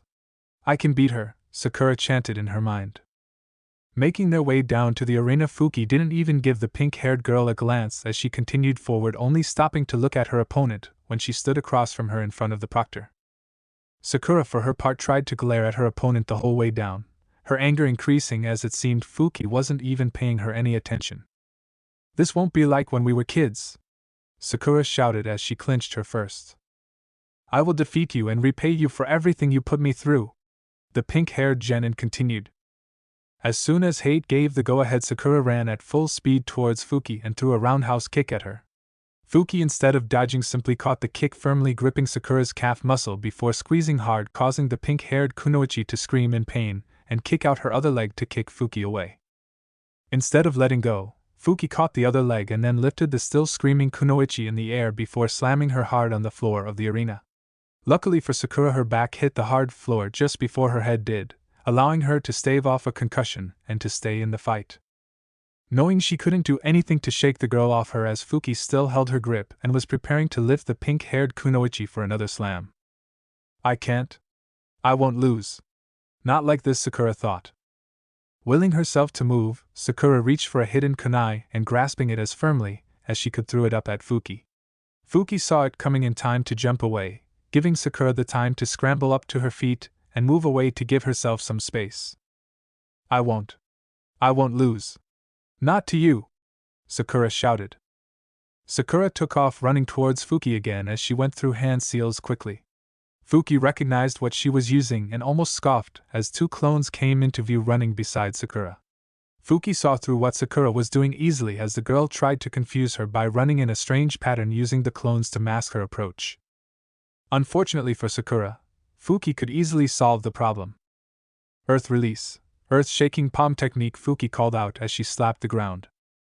Just like the name suggested, the arena began to shake enough that Sakura tripped and fell as the clones passed right through Fuki. Sakura slowly rose to her feet, a bit shaken by the technique but otherwise fine. However, with her being disoriented, Fuki would cast her next before she could completely recover. She went through the hand seals: snake, ram, dog, rat, snake, tiger. Doton, Kendan no Jutsu, earth release, stone fist jutsu, Fuki called. Running at Sakura faster than most thought she could, Fuki delivered a straight punch that connected with Sakura's jaw, dropping her once again to the earth. Sarutobi was shocked that the girl knew that technique, as it was a favored technique of the Tsuchikage. One thing was becoming certain for everyone, and that was that Team 4 was a lot stronger than anyone thought. Sakura struggled to get back to her feet. I won't lose. I won't give up, Sakura says as she slowly rises to her feet. Woohoo! Go Sakura! You can beat her! Cheered Rock Lee. If Sakura could have looked up at the balcony, she would have smiled at the boy. Despite how weird he dressed and looked, Rock Lee had been there when she needed him and fought and bled for her. Resolving herself, Sakura moved to confront her enemy again. I won't lose! She shouted as she threw several kunai at Fuki. For her part, Fuki didn't even dodge as she caught each of them with her stone-encased hand. Dropping the kunai, she engaged Sakura in a short and brutal taijutsu bout where, thanks to the stone fist, the pink-haired genin once again found herself being knocked to the ground. Fuki didn't allow her to get back up, dropping her knee on Sakura's stomach and then delivering another punch to her head, driving it back into the stone floor. Everything quieted down as Hate checked the girl to make sure she was okay. Winner, Fuki, Hate announces before motioning to the medics. As they carried the girl out, Fuki looked in her direction, hidden from those watching above, as she mouthed sorry to the girl, not that she thought she could see her. Unbeknownst to her, Sakura did have an eye slightly open and caught the gesture. She would have smiled if she wasn't in so much pain. When Fuki rejoined the team, she was of course congratulated. Awesome fight, Fuki, those you used were awesome, Tamura shouted. Good job, Fuki-chan, Hayama says, smiling at his female student. Great job, Fuki, Naruto says with a smile as well, congratulating his teammate. Fuki just smiled as well and accepted the congratulations from her teammates. This left 4 opponents. All 4 looked at one another as the names cycled through. Hayama and the other Konoha inhabitants looked at Naruto and wondered what he was capable of. Of course, some knew or suspected, and were hoping the boy would be paired against the Sound Kid. Not that they wanted the Nara heir to have to face Gaara, but they felt he would probably give up anyway given who the other 3 he would have to face were. Naros were notorious for their laziness after all, and the boy had spent the entire time complaining about the whole affair. However, Team 10 and Naruto knew different. Asuma watched out of the corner of his eyes as his favorite student's entire being seemed to be focused on the enigmatic blonde. Asuma tried to recall what he knew of the boy, but found he was lacking for answers except for his not-so-secret, but still secret status as Konoha's Jinchuriki.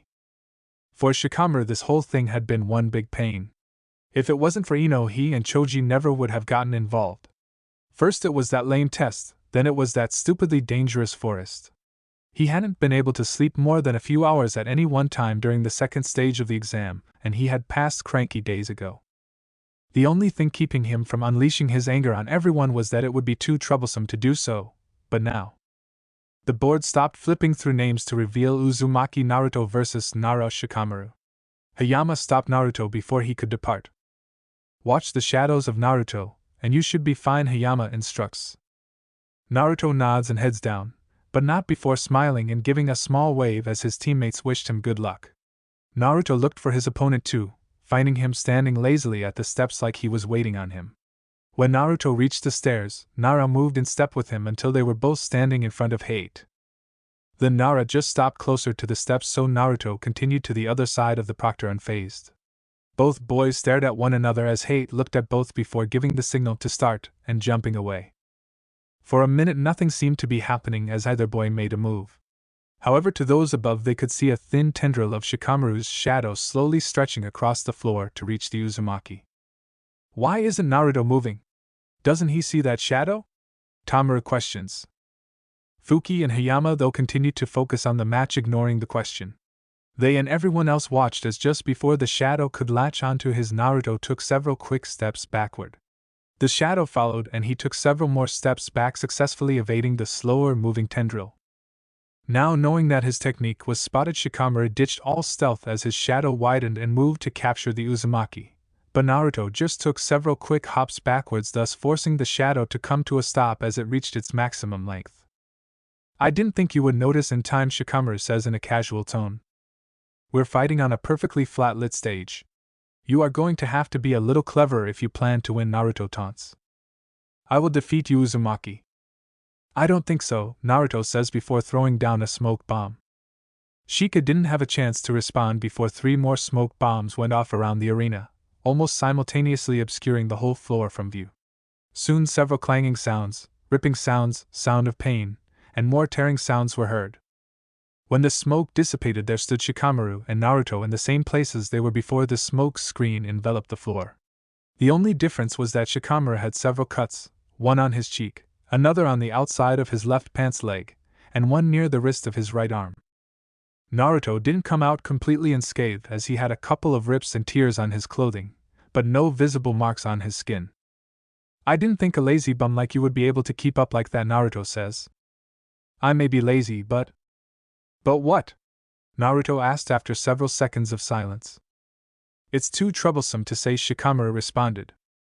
Asuma couldn't stop himself from face-palming. Others just shook their heads at the typical Nara response. Shikamaru didn't waste the time he was given as he threw a flash bomb towards Naruto that blinded him and allowed Shikamaru to extend the length of his shadow, capturing Naruto. Naruto didn't even have time to rub his eyes before he was captured.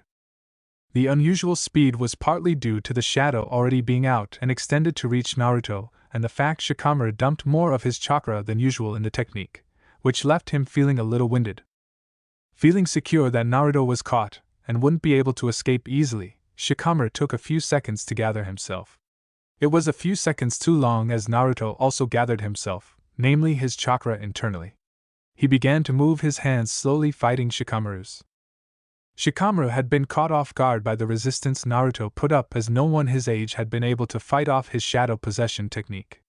However, he was able to feed more chakra into the technique slowly, but still not stopping Naruto, who flared his chakra even higher as a slight haze began to form around him. Shikamaru strained to keep the blonde bastard from forming any hand seals, but the Nara was running low on chakra and the blonde seemed to be a never-ending fountain of the stuff as his hands formed the boar hand seal. The next second everyone in the room stood shocked as Shikamaru was sent flying into the statue at the end of the room and knocked unconscious. Everyone stood in shock at the sudden ending, even the proctor, before Naruto cleared his throat and the man checked the down Nara. Naruto Shikamaru is unable to continue the fight. The winner is Uzumaki, Naruto Hayata calls. Naruto calmly walked back up the steps to the congratulatory exclamations of his teammates. He smiled and accepted the praise, although he hoped Choji would not dislike him after he beat up his best friend. He tried to end the match sooner, but Nara was good. Naruto didn't like that he had to use his to win the match, especially with so many spectators viewing him doing so. For the Sandaime, he had been impressed by both boys, but he was particularly impressed with Naruto. He had never seen the swift-release bloodline and there was little known about it, but the speed Naruto had attained using it for that scant second was unreal. Even to his experienced eyes the boy was little more than a blur. Kakashi gave a nice smile to his sensei's son when he caught his eye as he returned to stand with his team. Like the Sandaime, he saw little more than a blur, a faint one at that. He was proud of how strong his sensei's son was. Just like Minato-sensei, Kakashi thought about the boy's speed. The other Jonin and participants eyed Naruto warily. They hadn't even been able to see what he did or how he did it. To break through the shadow possession technique of a Nara was one thing. Shikamaru was a rookie genin after all, and as was the norm with his clan, he was quite lazy. One could assume the Nara heir just didn't have that good a grasp on the technique yet, but Asuma knew that wasn't the case. The main concern was the amount of speed he displayed. If they didn't know any better, one might assume it was on the level of the Yondaime Hokage, or the current Raikage. He would be a difficult opponent in the next round. The only ones not affected by the display were Lee and Guy, as Lee ranted about how youthful the blonde was, and how he wanted to fight him in some epic battle to prove himself. Of course, the way he said it was a lot more annoying, which wasn't helped by his sensei egging him on. Thankfully they didn't hug this time. Finally it was time for the last match. It was brutal and bloody as the sound shinobi Dosa tried to use his melody arms to attack Gaara, but the sand dampened the attack to the point it didn't even bother the Suna shinobi. At least not enough to stop him from sending a wave of sand, which quickly caught the surprised Odo shinobi and then dispatched him brutally. Unfortunately, Hate had been slow to call the match, and as a result Dosa was dead, his blood absorbed into the sand before Gaara unceremoniously dropped what remained of the body. After the remains were cleaned up, the winners were called down to join Gaara. They all gave him a wide berth. The Hokage congratulated them, and then gave another brief speech before giving them some instruction on what to expect. Then they had to pick a number out of a box that would determine whom they would face. The first match would be Neji vs. Kiba, the second match Tamura vs. Temari, the third match Naruto vs. Lee, the fourth match Fuji vs. King, and the last match would be Sasuke vs. Gaara. The competitors looked at their competition with only Lee shouting in joy at getting to fight Naruto. Naruto looked at his opponent as he exclaimed how youthful and epic their fight would be. The blonde genin knew he would have to train hard during the month. He knew he could keep up in the speed department even if that meant he might have to resort to his bloodline, but he was mostly worried about Rock Lee's strength. The excited older genin showed in his brief fight to have incredible amounts of both speed and strength that Naruto wasn't sure he could match. He decided he would have to up his strength, and maybe learn a few that could give him an edge. He also wanted to contact the Cheetah clan during this month, as he felt bad for not doing so since he signed the contract months ago. But as the genin were dismissed, Naruto couldn't help but feel proud and excited about making it this far. He couldn't wait to get started training for the finals. Chapter 15: Training, Training, and More Training. Alright Squad 4, we have 28 days to get you as strong as possible for the finals, Hayama tells his team. I can't wait. What do we do first, sensei? Tamura exclaims excitedly. Calm down, Tomakun. I'll get to the training, but first I want to say how proud I am of the three of you for making it this far. Your team is the first in nearly a decade to have all three members in the finals, Hayama informs them. The kids smiled and blushed a little, proud of themselves and happy for the praise. Although Naruto was curious who it was before them. It couldn't have been that long ago, sensei? Naruto questioned. Actually, it may have been longer now that I think about it, Hayama says, scratching his chin in thought. Really, who? Fuki asked, also curious. I think the Yandame's team lead by Master Jiraiya the Toad Sage was the last team to have all three make it through to the final round and on their first try as well, Hayama informs them. What's a Toad Sage? Tamura asked. Master Jiraiya is called the Toad Sage because he holds the summoned contract for toads and through them learn how to become a sage, Hayama lectures. Come on, Tamuru, we learned some of this in the academy. His teammates were Tsuneade Senju the Slug Princess and holder of the Slug contract, and the traitor Orochimaru holder of the Snake contract, Fuki reminds him. They say Jiraiya got his contract by doing the hand seals for the Kuchios technique, putting as much chakra as he could in it one day, and bam, he was in the world of the toads and after passing a test became their summoner, Naruto adds on. Wait, you can do that? Tamura shouted. Tamura, don't you dare, their sensei warns. But sensei, what if I never get a contract of my own? Tamura whines. I understand, Tamuru, but Master Jiraiya was lucky. There are summons that don't like humans and are very dangerous. If you were to suddenly pop up onto their territory, they may attack first and never give you a chance to explain, let alone defend yourself, Hayama explains. Really? Tamura asked sadly. I'm sorry, Tamuru, but if just anyone could become a summoner, there'd be a lot more of them. There are less than 50 known summoners, and not all of those have actual summon contracts for an animal clan. It is a rare and valuable thing and not something you should rush into, Hayama further explains. What kind of other things do people summon? Naruto asked. Well, as someone who only dabbles in, I know it has many applications. Some use it as a means to summon their weapons like that Tenten girl did during the prelims, or from a seal directly on their body, Hayama lectures. You can do that? Naruto asked curiously. It's possible, but it should only be done by someone experienced in the art. Sealing tattoos is dangerous if done incorrectly. Unfortunately, I'm not that skilled in the art. You have to talk to someone like Hokage-sama or Jiraiya-sama if you want to have one placed on you, Hayama says. All three nodded at the information, but only Naruto looked truly interested. Anyway, we've gotten off track. All of you made it to the finals, which means I will be training the three of you individually during this month, Hayama tells them. Why, sensei? Tamura asks. You're going to be in the finals. I know the three of you have different opponents in the first round, but you could face each other in the second or third round, Hayama explains. I didn't think about that, Tamura admitted. From the looks on their faces, none of them did, but that's why he was doing this now. I know you didn't, but it's okay. If you face each other, just do your best, but remember your teammates and friends now. Just remember, this spar doesn't mean anything to your career. Yes, a promotion is on the line, but even if you do everything right, a judge could find some fault and decide you are not ready. So just do your best and try to have a little fun with it, Hayama tells them. They nod, knowing what he meant, but the thought of a promotion did loom large for all of them for different reasons. Toma, because he saw it as getting closer to his dream, as no one thought a civilian-born kid could make it that far. Fuki had the same reason, but also didn't like that she was often lumped in with Sakura and Ino when people talked about the rookie Kunoichi, and Naruto still had that part of him that craved recognition, not that he would admit it.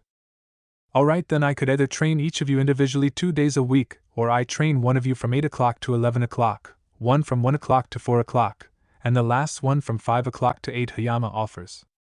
I can come earlier, sensei. I usually start training around 5 a.m. so I could meet you at 6 or 7 a.m., Naruto says. Okay. I guess I could train Naruto from 7 to 10, Hayama says, getting a nod from the blonde. Oh, do me next, sensei, me, pick me, Tamura shouts. Fine, Tamura can come in at 10 and we'll finish at 1 o'clock in the afternoon, Hayama says, gaining another nod. I don't mind taking the last session, Sensei, Fuki says. Okay, then it's settled. I'll train Naruto from 7 to 10, Toma from 10 to 1, and Fuki will train from 2 in the evening until 5, Hayama confirms. The three teammates nod, each agreeing with the time. Naruto had gotten used to being an early riser, because of the training schedule he set for himself.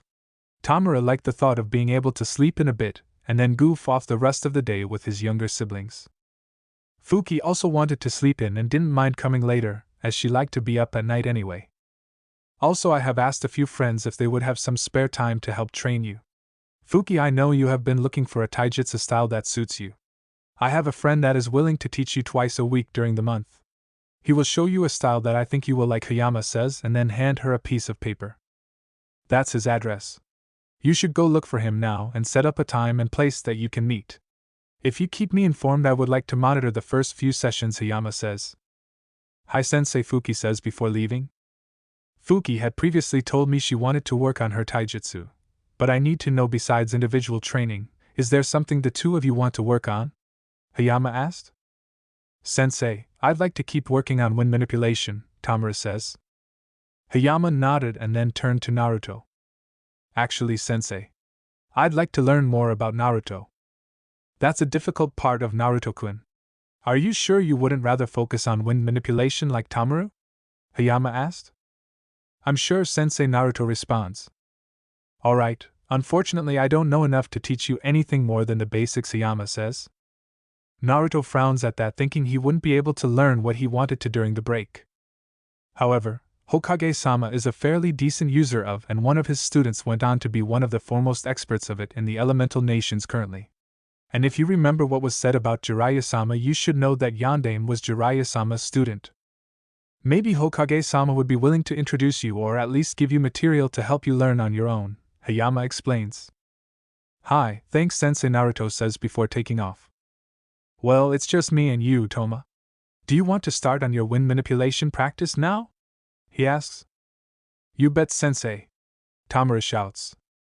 Alright, come on Toma, we can start practicing in our normal training ground, Hayama says, leading the boy away. A few hours later, Naruto was still sitting outside the Hokage's office. Seems the old man was busy with meeting after meeting, and so far Naruto hadn't been able to get in to see him. He was about to give up and go home for the day when the secretary spoke to him. Uzumaki-san, the Hokage will see you now, the secretary says. Thank you, Naruto said before walking up and knocking on the door. Enter sounded out from behind the door. Naruto opened and then entered the door quietly as it shut behind him. Ah, Naruto-kun, what can I do for you? Sandaime asks as Naruto takes a seat. I was hoping to learn about Hokage-sama, Naruto answers. Oh, what about exactly? The Hokage asks. I'm not sure what you mean exactly, Hokage-sama, Naruto responds with confusion. Well, Naruto-kun is a complicated and diverse field of study. Some students go their whole lives never becoming a master due to the difficulty presented in learning and the fact that there are few true masters of the art to learn from in the first place. Even most so-called masters haven't mastered everything there is to learn about, the Hokage explains. What can you do with it? Naruto asks. Though you can create barriers that can defend only you or your entire team, seal enemies fired at you, even seal an enemy and release it back using it against them, you can seal away someone's chakra, even seal things or people away. It's a very versatile and unique art that's only real limitations are the imagination or creativity of the person using it, the Hokage replies. Hayama-sensei mentioned Jiraiya-sama might be available to give me a few lessons during the break? Naruto asked hopefully. Unbeknownst to Naruto, he was doing exactly what the elder Hokage had hoped the boy would do. He knew Hayama wasn't ready to give his student over to the Toad Sage even if he ordered him to, and he couldn't be sure how young Naruto would react to the proposition either. However, if Jiraiya could still mentor the boy in some way and gain some influence over him, then it was one less thing he would have to worry about. Because lately he had been worrying about Naruto. He had no idea what made the boy loyal to the village.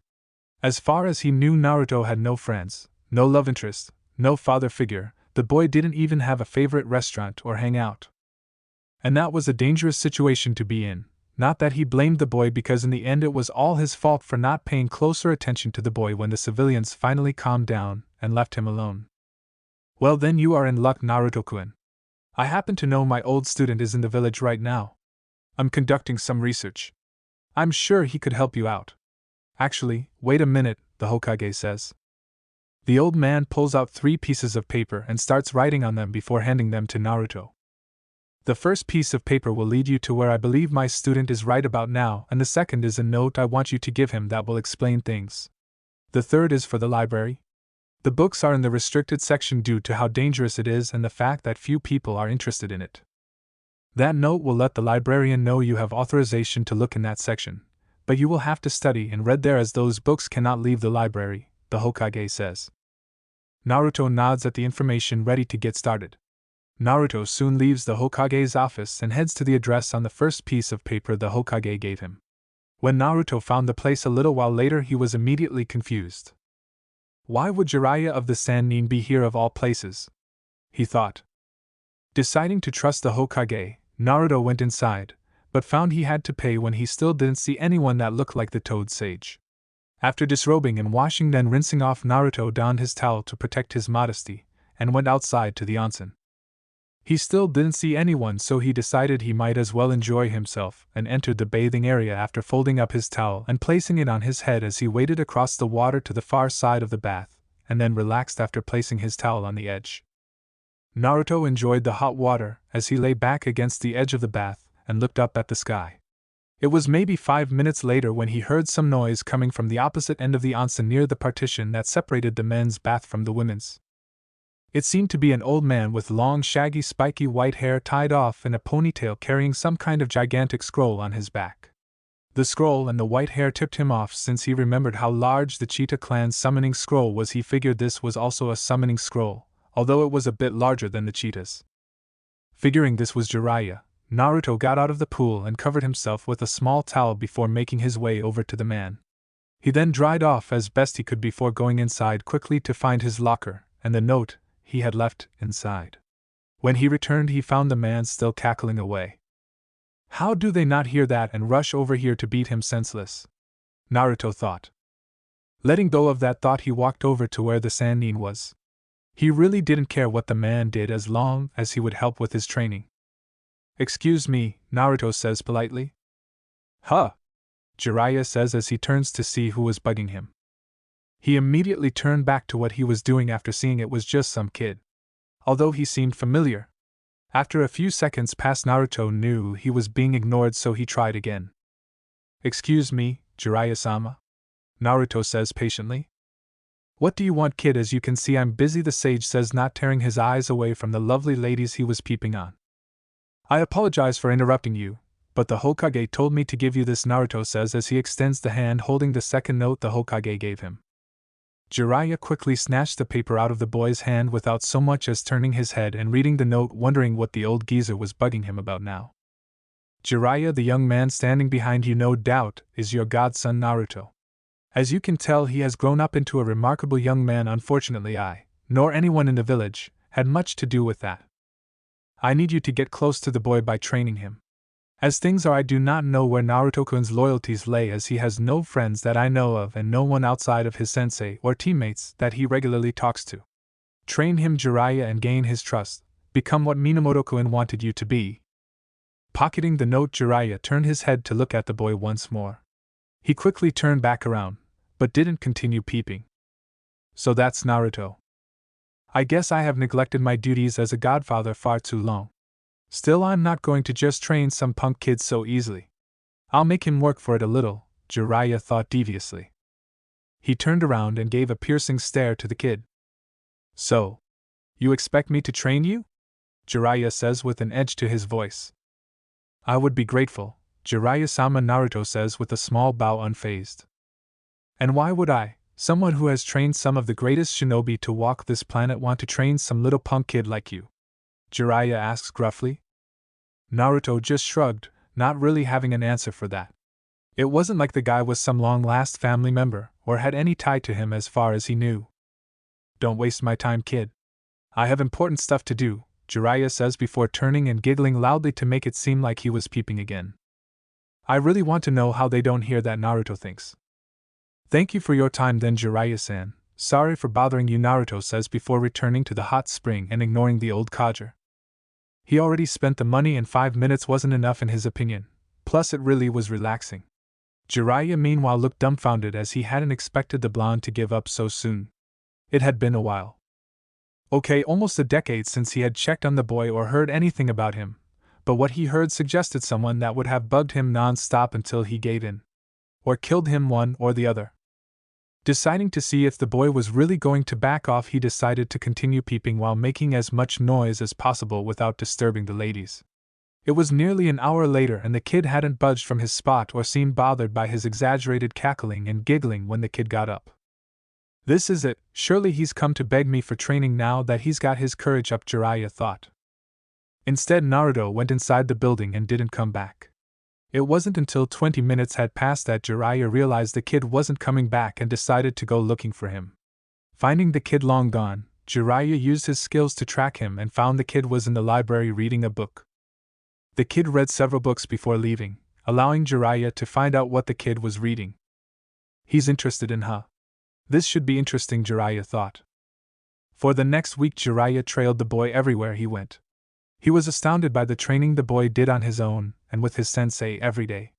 He was also impressed with how he was doing on his own with learning. It was a complex art, but the boy seemed to be progressing at a good pace, although Jiraiya put that down to genetics. If anyone was born to become a master, it was this kid. Deciding to approach the kid, he staked out the library in the afternoon when the kid came every day to literally bump into him. However, he was still waiting hours later and his patience was beginning to wear out. I can't believe this, me Jiraiya of the Sannin stuck waiting for some kid to appear and beg for my training, Jiraiya thought, tapping his foot near the entrance to the library. I already missed the noon bathing beauties. The only ones bathing at this time are grannies and little kids, Jiraiya thought. It was at this point that he saw Naruto coming out of the library instead of going in. At first he was confused, but quickly recovered and decided to enact his plan. Moving quickly, Jiraiya moved into position and subtly nudged the blonde.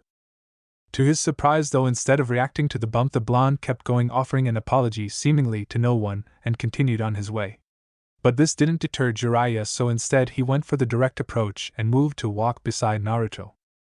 Hey kid, Jiraiya called. Hearing something beside him, Naruto stopped what he was doing and looked over. He quickly went back to the notes he was reading. Hello, Jiraiya-san, Naruto responds. What are you reading over there? Don't tell me you went and found one of my books? Jiraiya says. Huh? Naruto says, not really paying attention. You must be reading Ika Ika Exi Nurse. It's my favorite too, Jiraiya reveals. Naruto, however, is still reading the scroll he had been reading in the library before he decided he needed to get moving or else he would be late. Yet, he was just getting to the critical part of the scroll, which was on chakra manipulation, in particular nature transformations and the uses of such. He had a technique he wanted to use in the exams, and he was still unsure if he could learn it in time. You must like them busted and bossy like me and you're old. Jiraiya managed to catch himself and looked over at the kid. Thankfully for him, the kid was still reading whatever scroll he was so engrossed in, and he realized didn't notice his slip up. That doesn't mean he wasn't furious. Quickly snatching the scroll out of Naruto's hand, he looked at it. Hey! Naruto shouts. Not liking having things stolen from him since it reminded him too much of times that weren't kind to him. Naruto used his bloodline and vanished before he could be spotted way down the road, far away from the now confused Sannin. What was that? Jiraiya mutters as he watches Naruto vanish once again. He also noticed the scroll that was just in his hands was nowhere to be found, but instead of searching for the blonde genin again, Jiraiya decided it was time he got some answers. The next day, Jiraiya waited right outside of the library, and right at 10:30 there was Naruto walking up the steps. Naruto, Jiraiya says in a serious manner, gaining his attention. Naruto thought of running away again, but decided to see what he wanted with him. Yes, Jiraiya-san, Naruto responds. Come with me, kid, Jiraiya states and begins to walk down the steps. What for? Naruto calls out. You said you wanted training, right? Jiraiya answers, but doesn't stop. The few civilians and ninja around that heard this stopped what they were doing. They watched Naruto, who seemed confused at first, but then shrugged and began to follow the toad. Can you believe that? Said one of the ninja. I know, with Jiraiya-sama's training, that the brat will probably win the finals, says another. The civilians, having heard them, decided to alter what they were doing, headed away from the library, all with the same thought. I'm going to be rich, was what they were thinking. Back with Naruto and Jiraiya, Jiraiya led the young team to one of the training grounds. They stood around for a few moments before Naruto finally asked the question. What are we doing? Naruto asks. You're not too bright, are you kidding? Jiraiya mocks. Naruto frowns but says nothing. You asked me to train you, so that's what I'm going to do, Jiraiya finally tells him. Why? Naruto asks. Why did Kid Jiraiya respond. Why are you willing to train me now? I thought you were too busy to train in your words, some brat, Naruto says. I am, but Sarutobi-sensei made some good points in your favor. So shut up and be glad I'm willing to help you out with Jiraiya's response. Fine, Naruto grumbles. What are you going to show me? Naruto asks. I thought to begin with we should spar, Jiraiya says. Why? Naruto asks. I need to see what you know. I was told you were going to be fighting guys, kid, so I want to see how you fight, Jiraiya responds. Naruto nods as that sounds reasonable. Instead of waiting for a signal, Naruto flashes forward and aims a leopard punch at Jiraiya's side, which was blocked only for Naruto to flash to Jiraiya's other side and perform a sweeping kick, which Jiraiya hops over, allowing Naruto to appear behind Jiraiya and punching him where his kidney is located. Jiraiya turned to punch the kid but only hit air as he landed on the ground, where he felt a kick to the back of his right knee followed with a quick kick to his lower leg and then felt something smash down on his heel. He quickly hit the ground and then rolled over, catching Naruto's fist and grabbing on before he could move away. Okay, that's enough, Jiraiya says, hiding the pain he was feeling. Naruto stood down and backed up, letting the Sannin get to his feet as he seemingly brushed off his attacks. So kid, tell me what you want me to teach you, Jiraiya asks. I was hoping you could help me with Fuinjutsu, Naruto answered. Jiraiya nodded, already knowing that much. Anything else? Jiraiya asks. I could use a new one. The only ones I know are C and D rank. I don't think that will cut into the final, Naruto answers. Jiraiya nods, knowing the kid was probably right. He had seen the list of finals participants. If he could get past Guy's clone and his teammate, he would then be faced with either the Uchiha or the kid from Suna. Kid, I don't have time to teach you some super killer. Unless. Jiraiya starts. Unless? Naruto repeats, feeling hopeful. Well, there is a technique that could help shorten the amount of time it takes to learn a language. Jiraiya starts. Then please show me, Naruto begs. I don't know, kid. It's really intense and a rookie like you probably couldn't handle it, Jiraiya says. I can handle anything you give me, promise. Naruto shouts. I don't know. Jiraiya responds. Please, I promise I can do it. Just give me a chance, Naruto begs. After a few more minutes, Jiraiya gave in. Alright, kid, this move only takes one hand seal, but it takes a lot of chakra. Are you sure you want to learn it? Jiraiya asks, still unsure. Naruto nods, determined to learn. Do this and put all of the chakra you can into it, Jiraiya instructs. Naruto nods and concentrates. Kage Bunshin no Jutsu, Naruto calls out, releasing the built-up chakra. Instantly the field was flooded with whiskered blondes. A shocked Jiraiya stood in awe as he looked at the sheer number of clones that must have been close to 100 if not more. Did I do it right? Naruto asked, slightly winded. Yeah, kid, you did it all right, Jiraiya responds, still shocked. So now what? The Narutos chorus together. Now we get started. I hope you're ready. It's going to be a long couple of weeks, Jiraiya says. Bring it! They all shouted. That's going to annoy, Jiraiya grouses as he tries to regain his hearing. Day of the exam. Naruto stood in the arena, standing in line with the rest of the waiting participants except for two that seemed to be missing. The Uchiha and the guy that proctored the prelims were the only ones missing, but Naruto paid that little mind. Standing next to him were his teammates. Both had changed their outfits a little during the month, just as Naruto had. Fuki was a long-sleeved t-shirt in green camouflage colors and black pants and sandals, but ditched the scarf she usually wore and instead had a pair of sterling silver rope chain anklets. They weren't for fashion. Well, entirely anyway. She actually brought the anklets and took them to a shop that would inscribe on them. She also had a pair of bracelets that served the same function hidden under her sleeves. Over the shirt, she also wore a combat vest like those typically worn by Chunin or Jonin. Tamaru also wore a long-sleeved t-shirt in green camouflage colors, but wore green camouflage pants as well and black sandals. He decided against wearing a vest, and he chose against wearing any weights or enhanced items. Besides, he felt as if he didn't need it thanks to training he underwent with Oyama, and his tutor turned out to be Asuma-sensei. He felt much stronger than he was before and more accomplished in controlling his wind chakra thanks to them. Also, unlike in the prelims, Tamaru had his sword strapped to his side at an angle. Naruto, like his teammates, wore camouflage clothing, but instead of long sleeves he was wearing a short-sleeved t-shirt, and he was in a brown-tan combination instead of green, and the pants matched. For shoes he wore a pair of simple brown sandals.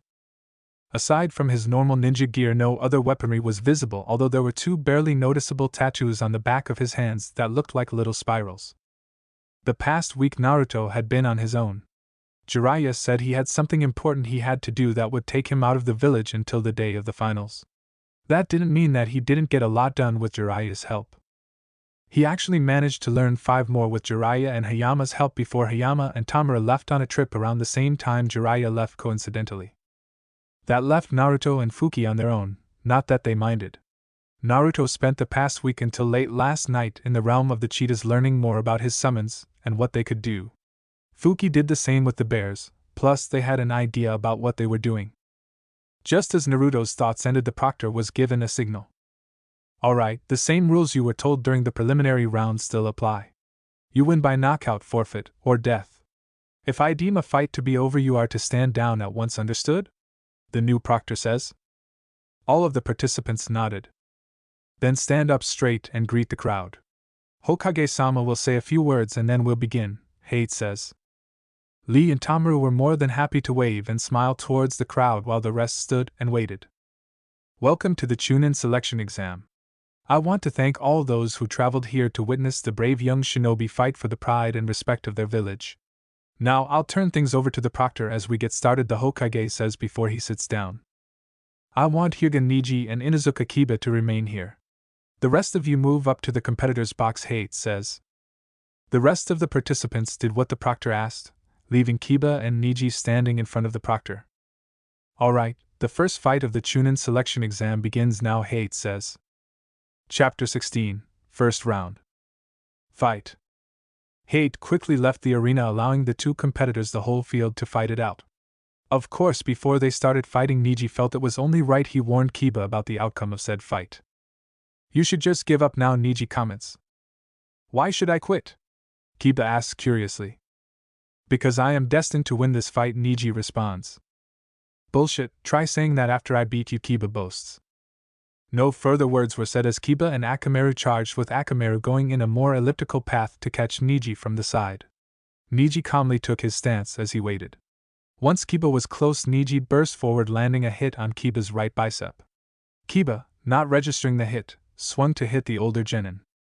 Niji simply stepped to the side as he landed another hit on Kiba's right arm and side before Akamaru came flying to his left, forcing Niji to abandon his position and jump back as the small dog went on the attack.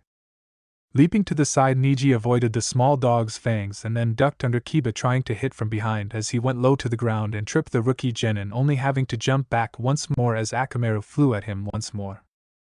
Moving backward quickly, Niji once again avoided the pup and was re-engaged with furious Inuzuka as Kiba kept swinging at him, wildly trying to hurt the more experienced genin, who landed more blows on Kiba's arms and sides before moving back again to avoid the dog. Getting tired of chasing Niji around, Kiba and Akamaru put some pace between them. You ready, boy? Kiba asks. Arf, Akamaru responds. Holding the Tora hand seal, Kiba gets on all fours as Akamaru climbs on top of him. Jijin Bunshin Kiba is the name of the. A puff of smoke later, and two Kibas are snarling at Niji. Both Kibas dashed at enhanced speeds towards Niji, who just took his stance and waited for them to get close. As soon as Niji struck, showing his speed, he stepped forward into one Kiba's path and hit him several times before spinning out of the way and attacking the second Kiba with multiple strikes and then backing off. You are in range of my divination, 8 trigrams 60, 4 palms, Niji calls. Blurring from his position, he attacks the first Kiba with speed and ferocity that much of the audience couldn't count the full number of strikes before the first Kiba fell to the ground. As soon as he did that, Kiba went up in poof smoke to reveal Akamaru seemingly barely breathing. Akamaru, you bastard! Kiba shouts. Despite the pain he was feeling, Kiba moved as fast he could, wildly swinging on the Hyuga branch member, who calmly seemed to doge while strategically attacking the bestial Inuzuka. It didn't take long for Kiba to start struggling to move. Proctor, you should call the match, Niji declares. Suddenly appears in between the two genin. After looking at Kiba, he could tell the match was over and went to call the fight off, but Kiba wouldn't have it. Don't you dare! I can still kick this bastard's ass for what he did to Akamaru, Kiba yells. Up in the stands, Tsum and Hana both shook their heads at their son/brother, but were both proud he was willing to go so far for the young pup even if it was stupid. They knew that Akamaru was simply knocked out, and Hana would be able to get him back in fighting form quickly after a little rest and relaxation. "Sorry kid, but this fight is over," Hade declares. "Winner, Hyuga Niji!" he declares, much to Kiba's frustration. Niji just smirked at Kiba before moving towards the competitor's box where the other contestants were watching. In the stands, Tsum and Hana left, and immediately went to the medical station in the arena where they held the injured participants, knowing the staff would have trouble with Kiba, and so Hana could get straight to work on Akamaru. Up in the Kage booth, Sarutobi gave a nod to an ANBU and then turned towards the Kazakage. "That was an interesting match, don't you agree with what Sarutobi offers? The Inuzuka needed more time before facing someone of the Hyuga's caliber. I hope the next boy is able to give my daughter a better fight," the Kazakage responds. The Hokage smirked a little before looking towards the competitor's box. "I'm sure you won't be disappointed," the Hokage thought. After a few minutes, the call was made for the next two competitors to fight. Temari debated internally about whether he should fight or not. She looked to find her opponent only to find he had used a wind-release shunshin, making it look like he was a twister moving from the competitor's box to the ground below. Temari watched as the kid was jumping up and down like an excited puppy. Smirking a little, her decision was made. Unfolding her fan, Temari threw it before jumping down on it softly as it glided down towards where Tamaru and the proctor were waiting. In the stands, Ino along with the rest of the rookies had gathered in a central location. "Look at Tamaru. That idiot isn't taking this at all seriously," Ino grouched. "He's just excited, Inobuta. You would be too if it were you," Sakura says. "Shut up, forehead. There's no way I would act like that," Ino responds. "Would too." "Would not." "Would too." "Shut up, the both of you," shouted Anko. Looking around them, both girls noticed the irritated faces of everyone sitting around them save for a certain green-clad sensei who was ignoring them altogether. "Look at Tamaru-kun, he's full of youth today," Guy shouts. "The kid is definitely excited. He better take this seriously or that girl will do to him what she attempted to do to your female genin," Kurenai says. Guy quickly sobered up when reminded about that. He was surely remembered that incident as well if the training they had undergone was anything to go by. During the month, Lee had taken his training to new heights and even asked Guy if he knew any wind users he could fight against. Unfortunately, he could only think of Asuma and Hayama as both had wind techniques in the repertoire, but he knew little of Hayama other than Lee was facing his pupil, so that ruled him out immediately. He did ask Asuma, but the man had already promised to help Hayama train Tamaru. Still, that didn't stop the two green beasts. Guy rigged a makeshift wind tunnel, which was basically a giant fan, and turned it off and on as Lee ran towards it. Thinking about that made him smile about the youthfulness of his protege. Meanwhile, in another part of the stands, Temari's brother Kankuro watched as Temari used her fan to glide down to the ground. It's a cool move, but he's seen her do it before. Instead, he was worried. What is she thinking? She should be conserving her energy for the invasion. These fights mean nothing. She's only a genin in name, so she could participate in the exams, he thought. Beside him, their sensei for the exams also had similar thoughts, but wasn't surprised the girl chose to fight. They had both been intrigued by Team 4 and its wind users. It was rare to meet one that wasn't from Suna or Wind Country in general, at least none of note that he could remember. This pride carried through in all of Suna's wind users, that they were the very best. Once she landed, Tamaru moved towards her. "That was so cool. How do you do that?" Tamaru asks, now wishing he had a big-ass fan so he could do that too. "You're not taking me lightly because I'm a girl," Temari says angrily. "Of course not. Fuki would kill me if I thought like that," he admits, causing some of the crowd to laugh at the honest admission. "Good, because I want to show you the wind users of Suna are the best," she proclaims with a smirk. Tamaru smirked as well and extended his hand. Surprisingly, Temari took his hand and then squeezed hard to show her strength. To his credit, Tamaru took it and didn't break contact until she did. "You're going to have to do more than that to beat me," Tamaru says as he moves back into position. With both participants seeming to be ready, Hate once again called for the match to start and then leapt away. Temari told her fans, "See this star? When you see 3, this match will be over." Futon, Kazakiri no Jutsu, Wind Release, wind cutter technique. She watched as her technique raced to close the distance between them and end the fight, but to her surprise the boy began hand seals of his own.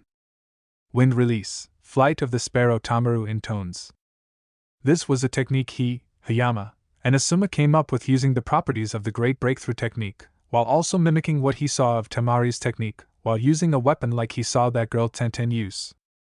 He saw the power of Tamari's technique in the semifinals and wanted to do something like that to be original, and this is what he came up with. Holding a couple of shurikens, he held them to his mouth while circulating wind chakra and then blew as he would with the Great Breakthrough. The result was his new technique clashing halfway with Tamari's, but with wind chakra also moving through the shuriken before blowing. The result was the shuriken cutting through, forcing Tamari to use her Tessen to block. The shuriken hit the fan before bouncing off into the dirt. This shocked Tamari, though she wouldn't give him the benefit of showing it. What was that technique? It looked similar to mine, but different, she thought. Tamari didn't waste time on any further thought and used her fan and technique again. Futon, Kazakiri no Jutsu, wind release, wind cutter technique. Wind release, flight of the hawk Tamaru intones. This was the second level of the technique. Just like how Tamari's had a stronger second level, so did Tamaru's, using more shuriken. The result had Tamari using her fan once again as a shield, trying to fend off the shuriken that was still coming at her despite the added strength of her technique. This time she couldn't stand still as she moved back and forth trying to avoid the wind chakra-propelled shuriken, but she couldn't avoid receiving a couple of cuts to both her legs that were bleeding, although the cuts were not deep enough to make it heavy. Ignoring the pain and the blood starting to trickle down her legs, Tamari hefts her fan up and pumps chakra into it, delivering her third attack. Futon, Okametachi no Jutsu, wind release, great sickle weasel technique, Tamari shouts, announcing This was something Tamari had been working on in secret. The original sickle weasel technique was strong, but when she learned she would be facing a fellow wind user, she knew it wouldn't be enough. This version took what she did in the prelims to a whole other level. But as she was doing her attack, Tamaru was also unleashing an attack he had only learned a few weeks ago with the help of Hayama, Asuma, and his new summons that he managed to attain with the help of the two. Wind release, flight of the raptor. Tamaru shouts. Those that were watching were shocked as the shuriken in his hand seemed to take on a bird-like form, but it wasn't like any bird they had ever seen before as it flew from his hands towards Tamari, which also took on the form of a weasel carrying a sickle. The two attacks met, forming a huge vortex of wind that had everyone in the stadium having to hold on to something as they clashed. For the two genin, the force of the wind was forcing both to use chakra to hold onto the ground, forcing them to stand still. Inside the cyclone, if you were inside, you could hear screeching and clunking as the two attacks tried to overpower one another, but as quick as the vortex formed, it dissipated as the shuriken flew and embedded into the wall far from Tamari. Seeing his attack failed, Tamaru built up the chakra he was using to attack himself to the ground and instead used it to propel himself towards Tamari. Tamari, seeing the attack coming, hefted her fan and released a quick sickle weasel attack.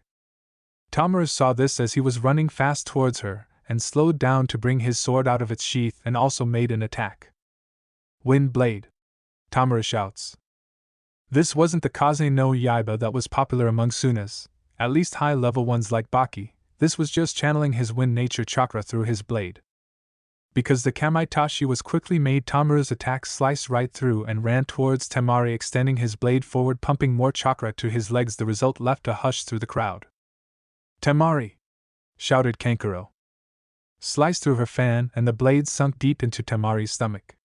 Tamaru himself was shocked as he watched as Tamari's eyes became unfocused and were struggling to stay open. He had to be shoved away as the medics rushed the field at Hyde's call as he quickly announced the winner, although Tamaru couldn't hear him.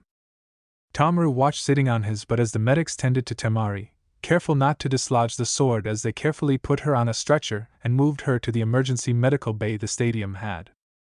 There will be a 5-minute break, Haidt announces. Death in the exams were not unusual, but to see it in the finals in front of civilians and merchants who were not as accustomed to seeing death shook everyone. In the Kage booth. I'm really sorry about your daughter Kazakage. I assure you, she'll get the best care we can offer, Sarutobi says in apology. The man could only curse his bad luck that the girl got hurt. He knew it was bad and there wasn't much chance the girl would survive. Thank you for your apology, Hokage, but Tamari's a tough girl. The Hokage waited for him to say anything else, but nothing came. Well, I'm sure you want to go down and make sure everything is handled properly. I can have one of my guards escort you, Sarutobi offers. That won't be necessary. I'm sure your village will do everything it can for my daughter, and it wouldn't look good if I wasn't here to see my son face the Uchiha. The Kazekage responds. Sarutobi and his guard looked at the man questionably, but let it go. Everyone had heard how cold and pragmatic, if you could call it that, Raza was reported to be. In the stands, Kankuro was long gone, making his way towards the medical baby even though Baki had gone with him, but they weren't the only ones upset by this outcome.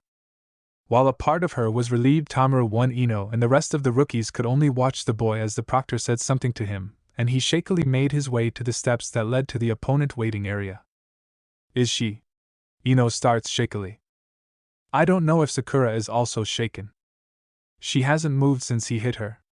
Kiba is also a bit shaken. It was an accident. Tamaru couldn't. Hinata says. The sensei's even guy simply stood and watched grimly as the young woman was taken off the field. Waiting room. The 5 minutes were nearly up before Tamaru made his way back to the waiting room where the other participants stood still taking in what happened. Naruto was the first to spot him as he walked into the room. You okay? Naruto notices how shaky his friend and teammate looked. Yeah. Tamaru responds meekly. Fuki, who had walked over to where they were standing, didn't say anything.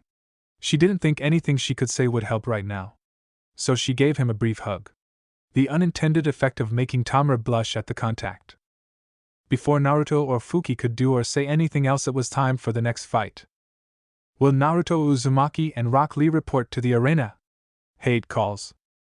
Naruto turned to look at his opponent only to see him already hopping the railing and jumping down onto the ground hard, leaving a decent-sized impact crater. Naruto decided he wanted to do something flashy as well, but before he could. You better win, Tamaru calls softly. If you don't, you have to buy lunch for the week and I get to choose where we go. I've always wanted to try Ikyu Market's Wagyu beef bowl. Naruto, having gotten used to Fuki's particular brand of motivation, just smirked. Just watch me. Suddenly Naruto was gone, causing Tamaru and Fuki to look around before looking down to find their teammate already standing in front of Hate. Has he gotten even faster?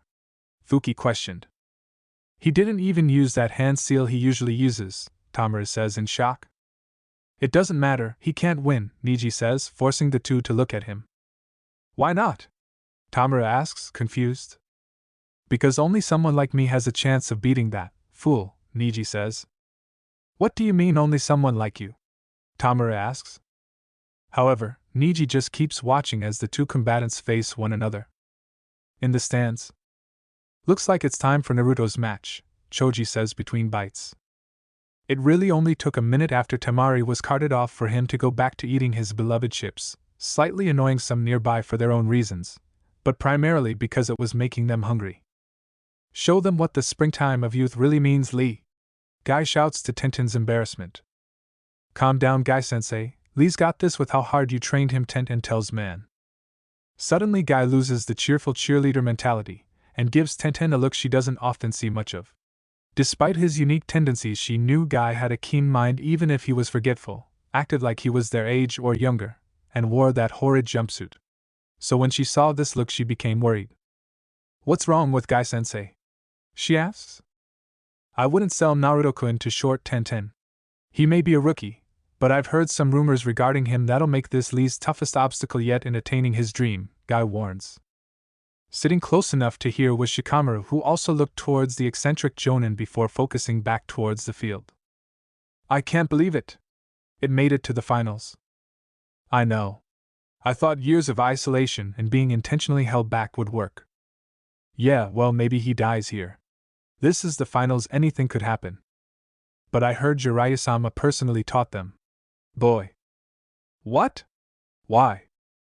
I don't know, but I know several people that put everything they have on him to win the whole thing. Think it's too late to change my bet? Kage Booth.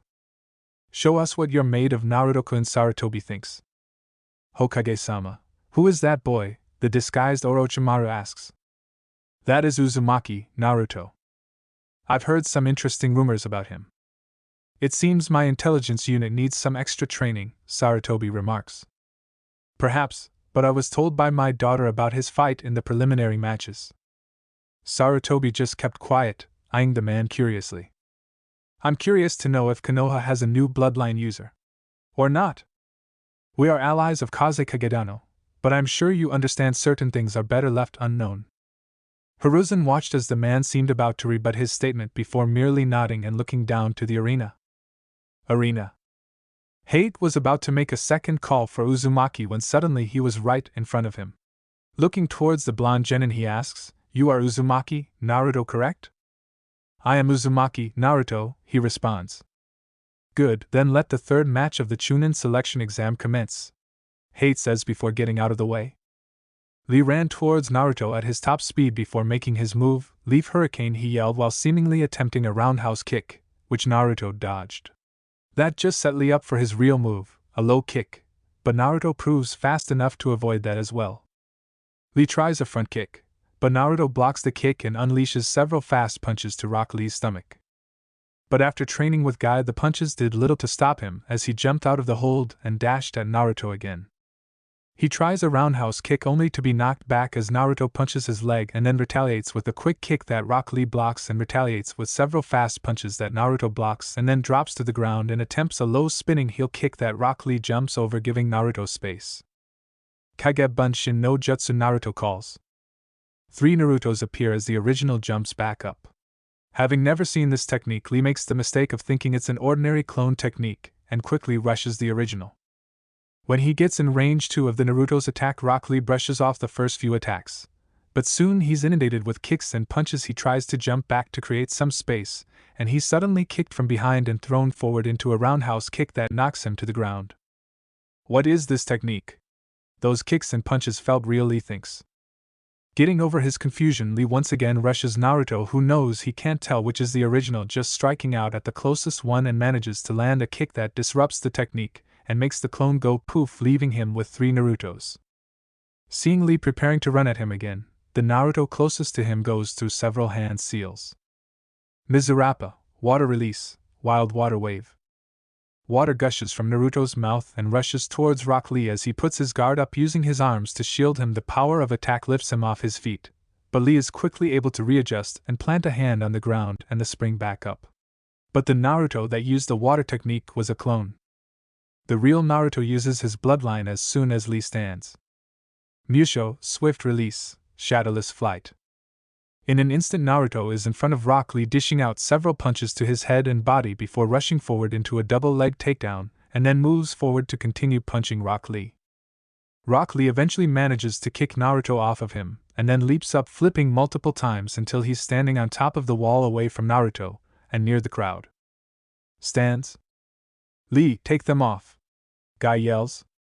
"But Guy-sensei, you said that was a last resort, and only if the lives of very important people were at stake," Lee reminds him. "That's right, I did, but this is an exception," Guy replies with a thumbs up. Lee is really excited. Sitting on the wall, Lee reveals underneath his leg warmers were weights.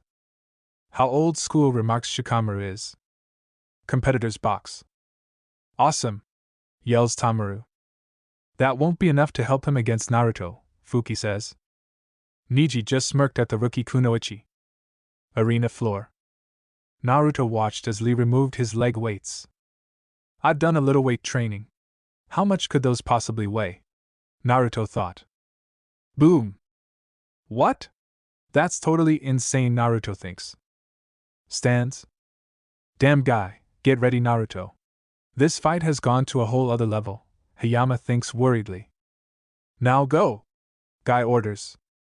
Arena. "Yes, sir!" Lee shouts. Instantly he disappears, but Naruto finds that he can track him. This just meant he'd have to get faster. Focusing his chakra, Naruto waited, which he didn't have to wait long. Lee near instantaneously threw a jab, but the second he did, Naruto himself was gone. Suddenly he was behind Lee and kicked him in the back, forcing him to stumble forward. But Lee recovered and disappeared again until he was behind Naruto. This time Naruto instantly used swift release and was suddenly gone. Lee ran until he spotted the blonde near the lone tree. He went to engage Naruto when suddenly, kaboom! Stands. What the hell was that? Kiba yells. Guy yells worriedly. Who are you, Uzumaki Naruto? Hinata thought. That brought Hinata back to a conversation she recently had with her father. Hinata, the council had decided that you are to befriend Uzumaki, Naruto, and seduce him, Hayashi says. TT2-san? Hinata queries. Some things about the boy have recently become public, and it's for the good of the clan that you do this, Hayashi tells her. But. She struggles. I'm sorry, Hinata. I know you one day dreamed of leading the clan, but the elders decided your sister will be the one to inherit the title when she's old enough, Hayashi informs. What? That little. She has no idea. What the hell are the elders thinking? Do they suspect something? Maybe my acting was too good. She ponders. Meanwhile, Hayashi continues, not knowing the mental war his eldest daughter was having with herself. We are not expecting miracles, as you are. It would probably take some time for you to get close to the boy, but you will do this. If you don't, you are too old to brand and be made a branch clan member, so instead you will marry Dai and be brought into his family, Hayashi tells her. That last part got Hinata out of their thoughts. Dai Tusan? He's. Hinata, you will do as you told. Besides, it shouldn't be too hard to get Uzumaki to fall for you. You were in his class and he knows of our clan. I am sure he would see the benefit to such a union. Hayashi says, not bothering to look at her. Hyuga, Dai was a large, gruff old man who was friends with her grandfather. Hinata had seen the old man leer at her and her sister, and many other young girls in the compound. It was rumored he had raped several branch females and sired a number of illegitimate offspring, all whom were branded and never knew whom their father was. His wife passed on many years ago. Some believed she was killed because she never gave him legitimate heirs. Hinata also knew why her father, or probably her grandfather, wanted her to fail and be married to him. Dai had many businesses, and without legitimate heirs, if she were to marry him, the money would belong to her family along with the business.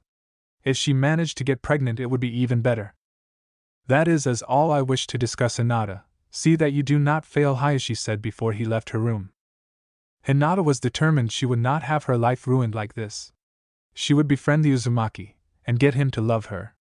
Then she would use him and the branch members to get what she rightfully deserved. Arena. Cough, cough. Rock Lee emerged from the cloud of smoke, a little damaged, but nothing serious. The real Naruto appeared in front of Lee like a mirage and punched him in the gut. The result had Lee coughing and sputtering more as Naruto gave several quick punches in succession to Lee's stomach before he could recover. However, Lee wasn't going to be stopped here. On Naruto's next punch attempt, Lee grabbed his hand and then clinched it. Lee then kicks Naruto into the air. Omote Renge, Primary Lotus, Lee calls. Before anyone could blink, he was up in the air behind Naruto, wrapping him up in the bandages he kept wrapped around his hands and arms. Lee then clutched the bound blonde and plummeted to the ground. However, just as they hit the ground, something happened. Pop. What? Lee thought just before the crash. Boom. Stands. Naruto. Hayama yells. Lee thinks Tenten and Tai. Competition waiting area. Naruto. Tamura shouts. He instantly tries to jump down into the arena, but Fuki holds him back, pulling on the neck of his shirt, which causes him to fall to the ground flat on his back. Tamura looks up to see who did it, and sees Fuki now standing in front of him. What are you doing? Naruto could be dead, because of that freak. Tamura yells as he gets up. Naruto wouldn't want you to interfere in his fight, Fuki says calmly. What do you mean fight? Tamura yells at her. If he survived that, he'll be in no condition to fight. Tamura continues. Fuki gives him a hard stare that somewhat calms him down. Don't you think I'm worried too? But Naruto wouldn't want anyone to step in before it's finished, Fuki says. I know. But Tamura tries.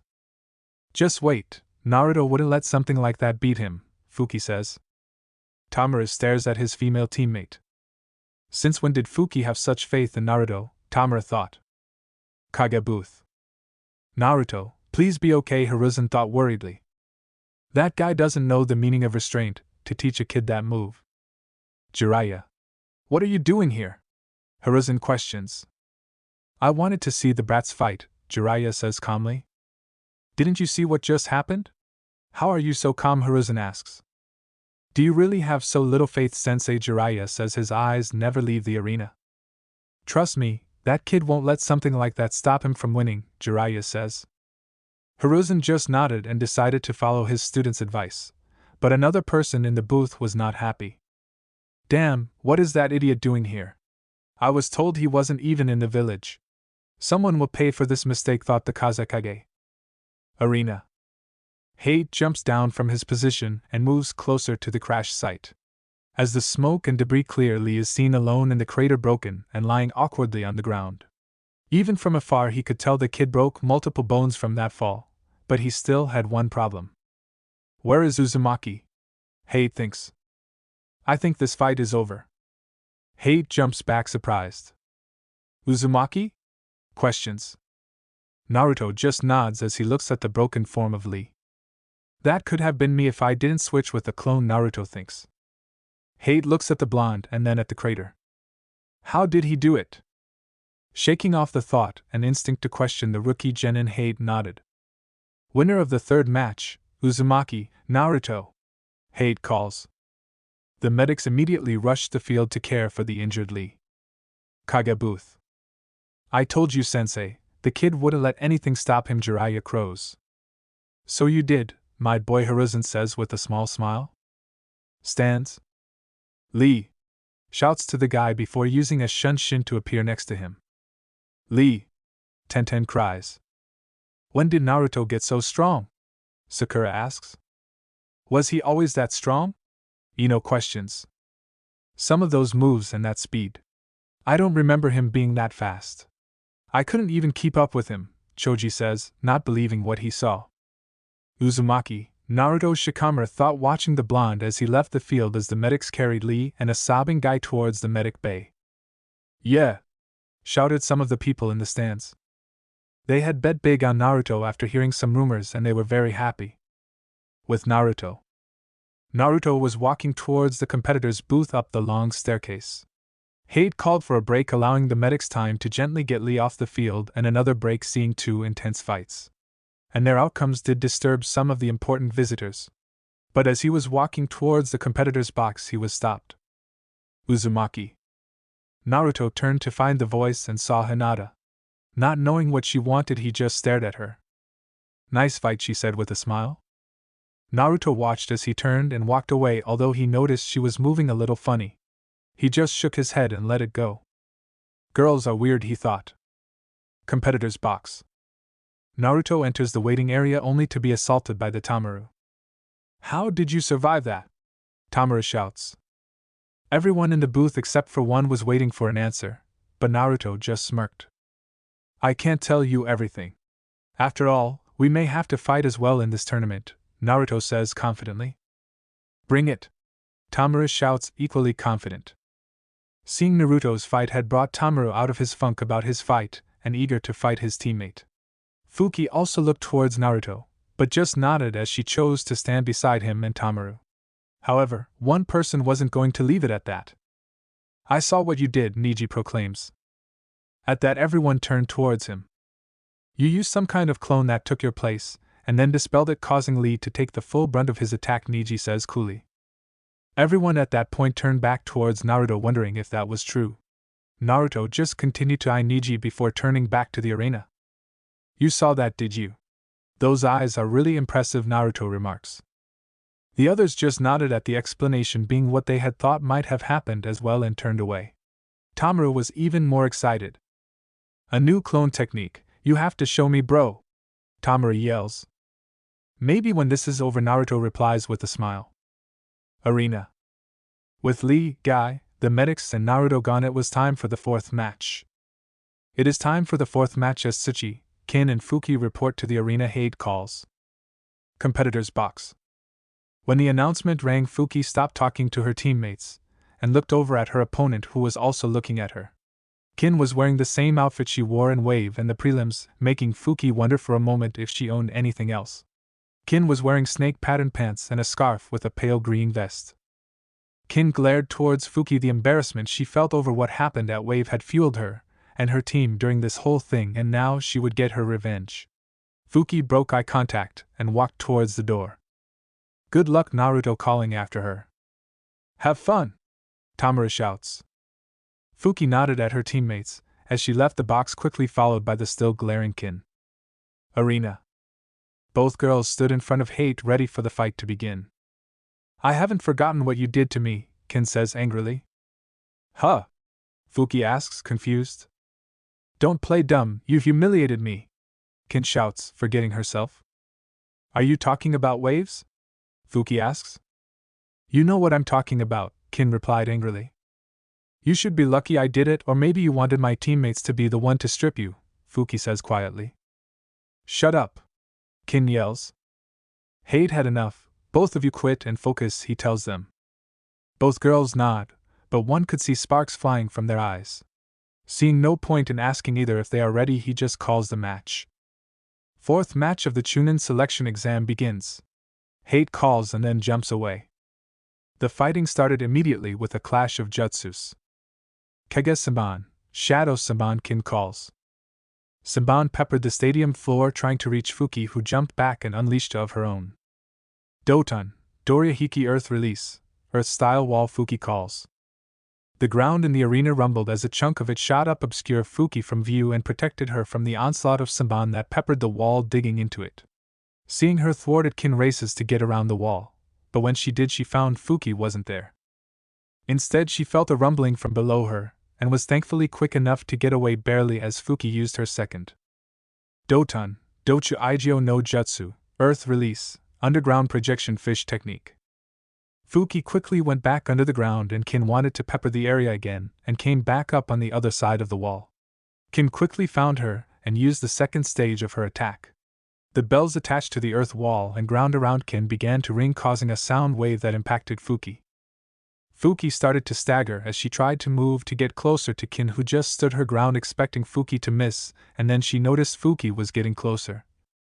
But it was too late. Fuki sprinted and punched Kin repeatedly, overpowering the girl easily, and using her superior strength to knock her to the ground and then knock her out after several devastating punches to her head.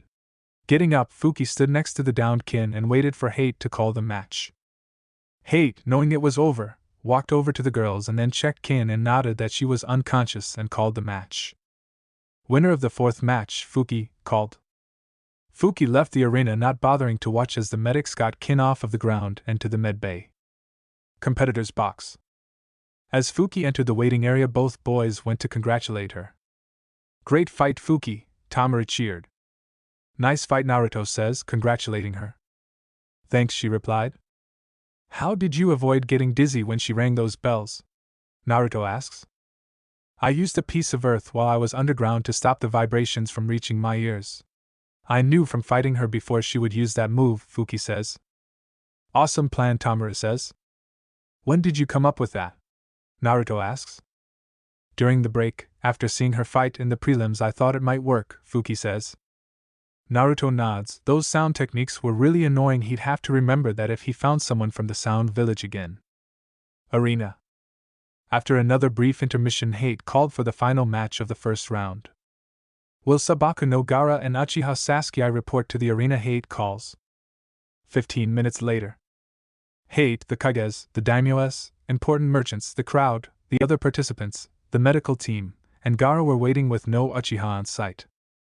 His name had been called 10 times, if not more, in that span. The Hokage had threatened to call the match in Gaara's favor, but oddly enough the Kazekage himself talked the Hokage out of it, but he had enough. The Hokage understood what the Kazekage was saying, but 15 minutes had passed 12 after the Kazekage's speech about why it was important to let the Uchiha arrive. The problem was there were no other matches. Everyone had already fought, so he couldn't use another match as an excuse. More importantly, though, was the reputation of the Uchiha's teacher, and while Hiruzen respected the man and looked to him for many things, all of which he did commendable jobs on, the man was always late by hours. The Hokage didn't think he could put off the daimyos or the crowd any longer, even if they were anticipating this match, so he made the call. Uchiha Sasuke has not arrived, so by forfeit the winner of the fifth match of the first round of the Chunin selection exam is Sabaku no Gaara, Hate announces. As expected, the crowd booed wildly after having waited for the match they were all excited about, but they quieted down after a few minutes and Gaara made the trek back to the competitors' box, although Hate felt sorry for the remaining competitors, if for nothing else but Gaara's muttering and the somewhat latent killing intent he was emanating. Kage's booth. Up in the Kage booth, the Kaze Kage or Orochimaru in disguise was having a huge problem. First, one of the Suna siblings was critically injured, and it wasn't that buffoon puppeteer, but the one who actually is able to calm the Ichibi Jinchuriki and get him to do what he needed to do. As it stands, his plans for unleashing the Ichibi in the middle of Konoha along with his snakes were probably shot, especially by the buffoon of an ex-teammate sitting right next to him. Still, even with Jiraiya's interruption, he could probably manage to lure him sensei to the roof, leaving Konoha without someone capable of sealing the unstable boy or stopping his summons, and he wouldn't mind getting the chance to get rid of both his sensei and Jiraiya, severely weakening Konoha. Not that he thought it would be easy to take on both. But surely sensei has declined in his old age. But then the Uchiha failed to appear, no doubt thanks to that idiot Hatake, and there was no way he could stall any more and get the match pushed back because all the other matches had been fought and had been relatively swift affairs. When he noticed the Uchiha had still not arrived, he had informed his spy to get Kin to throw the match and stall for time, but the girl didn't do it at all. He would deal with her later, but now he had no choice. Making a discreet signal, the disguised snake waited to make his move. Stands. Sitting next to an umbu he had incapacitated, Kabuto saw the signal, and although he was confused since he thought his master would wait until the Uchiha arrived to possibly abduct him during the chaos, he did as he was told. All across the arena feathers started falling. The Anbu, Jonin, and Chunin in the arena were instantly alerted to the being used, flaring their chakra to prevent it working on them. Some of the genin and civilians in the audience quickly fell victim to the. Then there was the sound of something exploding near where the Hokage was sitting, and smoke bellowed out, obscuring everyone's vision and diverting the attention of the Jonin, Chunin, and Anbu. That's when some of the civilians in the audience jumped out of their clothes and revealed that they were the enemy. The invasion of Konoha had begun. Chapter 17: The Invasion of Konoha. It was chaos. 1 minute they were waiting for the start of the second round, and the next all these feathers came raining down upon the whole area.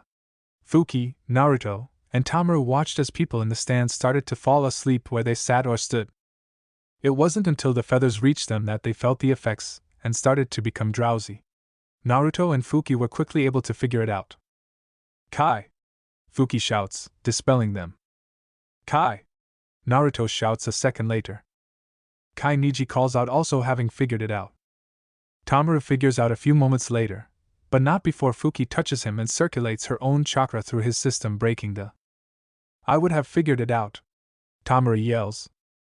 Quiet, we need to be careful, Fuki admonishes him. Why? Tamaru asks. Fuki just pointed at the stands.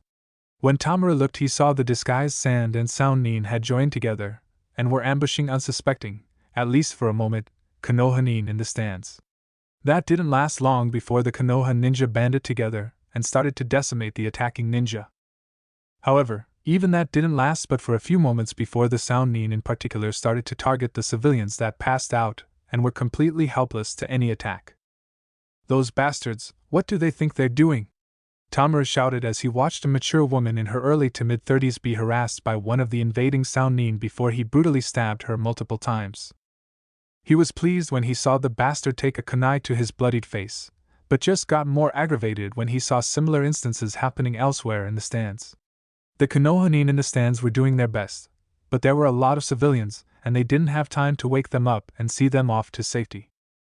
They were caught with their pants down, and the invaders knew it, and were taking advantage. We have to get down there and help, Tamaru yells. We are, idiot, I'm looking for Hayama-sensei, Fuki tells him. He's to the left center of the stands with the other rookies, and Sensei's Niji breaks in. Competition is over, we should form up and head for our senseis to get their orders, Naruto says. Everyone nods and leaves the booth. They all do a quick shunshin body flicker technique to reach the stands in the midst of all the fighting. There was no clear way to get through without fighting. Squad 4 unsealed their swords as they ran towards the genin senseis. They only got a few steps before Naruto had to block a thrown kunai, as Niji stepped up and disabled the attack with several quick strikes. Tamaru also had to dodge an attack that came from his left side. Fuki covered him and delivered a rib-shattering chakra-enhanced punch to the Chunin's stomach. The result was the man flying off a few feet and knocking into the back of a sand, knocking him off balance and unable to stop. The kunai sliced into his heart, instantly killing him. though wasn't spared as a stray kunai struck him down, hitting him where his Hittite forehead protector would have been had he been wearing it. Team 4 plus Niji only made it a little further before being assaulted by more enemy ninja. Niji continued to move forward as he engaged a sand nin coming towards this using his. He easily dispatched the enemy, leaving him disabled on the steps. Naruto also moved ahead. Using his sword, he slashed downward on a sound nin who blocked with a kunai. The sound nin, despite having the smaller weapon, was able to use his greater strength to force Naruto back.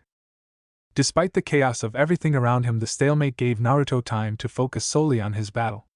His opponent was a nondescript male with dark hair and eyes. There was a small, almost forgettable scar from a wound that apparently had healed over. Actually, there were several such marks, but Naruto was forced to focus as the man used his free hand to dig into his pockets, since he wasn't wearing a pouch or tool belt to hold weapons in his disguise. Just as he was about to bring out his surprise, he was the one surprised. Naruto saw his eyes widen as the pressure from the kunai dropped. A final push, the weapon dropped to the ground, clattering its way down the steps as the enemy suddenly had a sword puncture his chest, piercing his heart. Tomura gave a slight grin as he rushed by his sword, already heading toward a sand nin 2 rows up. Naruto collected himself before pushing the body over and away as he avoided slipping on the blood pouring from his body. The number of enemies in the stands dwindled as the response from the ninja already located in the stands proved to be more than a match. However, more enemies were coming into the stands from outside the arena. Team 4 let out a silent sigh of relief as they saw Hayama-sensei working with teammate Sensei. Hayama-sensei! Tomura calls out loudly. Hayama never acknowledged the teen ninja as he continued his fight with an enemy ninja. Naruto, seeing this, instantly vanishes, and less than a second later he's behind the camouflaged enemy, stabbing him in the back. Hayama also stabs him, and then withdraws his weapon. Naruto. Hayama responds in a bit of shock at his student suddenly showing up. Sensei, what are your orders? Fuki asks the team leader. We need to group up, Kurenai, Asuma. Hayama calls his fellow team leaders. Both immediately responded, having dealt with their enemies as well. What is it, Hayama? We're kind of busy at the moment, Kurenai reprimands. We need to get our squads together, including Guy and Kakashi's, Hayama says. Why? Asuma questions. It's clear the sand and sound are invading. The situation here is under control for the most part, and what isn't we can't help with. We need to go into the village and deal with the enemy once and for all before they can group together and cause major damage, Hayama explains. That's fine, but Guy is in the infirmary and Kakashi never showed up. He's likely caught up in this mess somewhere with Sasuke, Asuma says. The infirmary. We have to get in there now, Kurenai exclaims. Why? Hayama asks. The Sand Jounin is there with his genin, she reminds him. Come to think of it, did anyone see where the third one went? He never left the stands when his sibling was injured, Asuma comments. He disappeared from the contestant waiting area as soon as they started, Niji interrupts, informing them. That's not good, he's likely their trump card. He must be going to start another phase of the invasion, Hayama asks. We have to stop him, Kurenai says. We need to split our groups up. One group goes to the infirmary, one group goes out into the village helping the civilians evacuate while also dealing with the enemy should they encounter them, and the last group should stay here and help defend the civilians until we can get them up and evacuate, Asuma directs. I will go to the infirmary, maybe I can team up with Guy and head out into the village once we deal with things there, Hayama says. Asuma and Kurenai only nod as the man leaves immediately with his team and the 2 genin from Guy's squad. What should we do? Kurenai asks Asuma. I know what I said, but Hayama's right. His and Guy's team are more suited for combat right now. We should stay here and deal with the incoming enemy and wait for further orders, Asuma says. Kurenai nodded, although she wanted to say her squad could handle it, but she was worried about Hinata.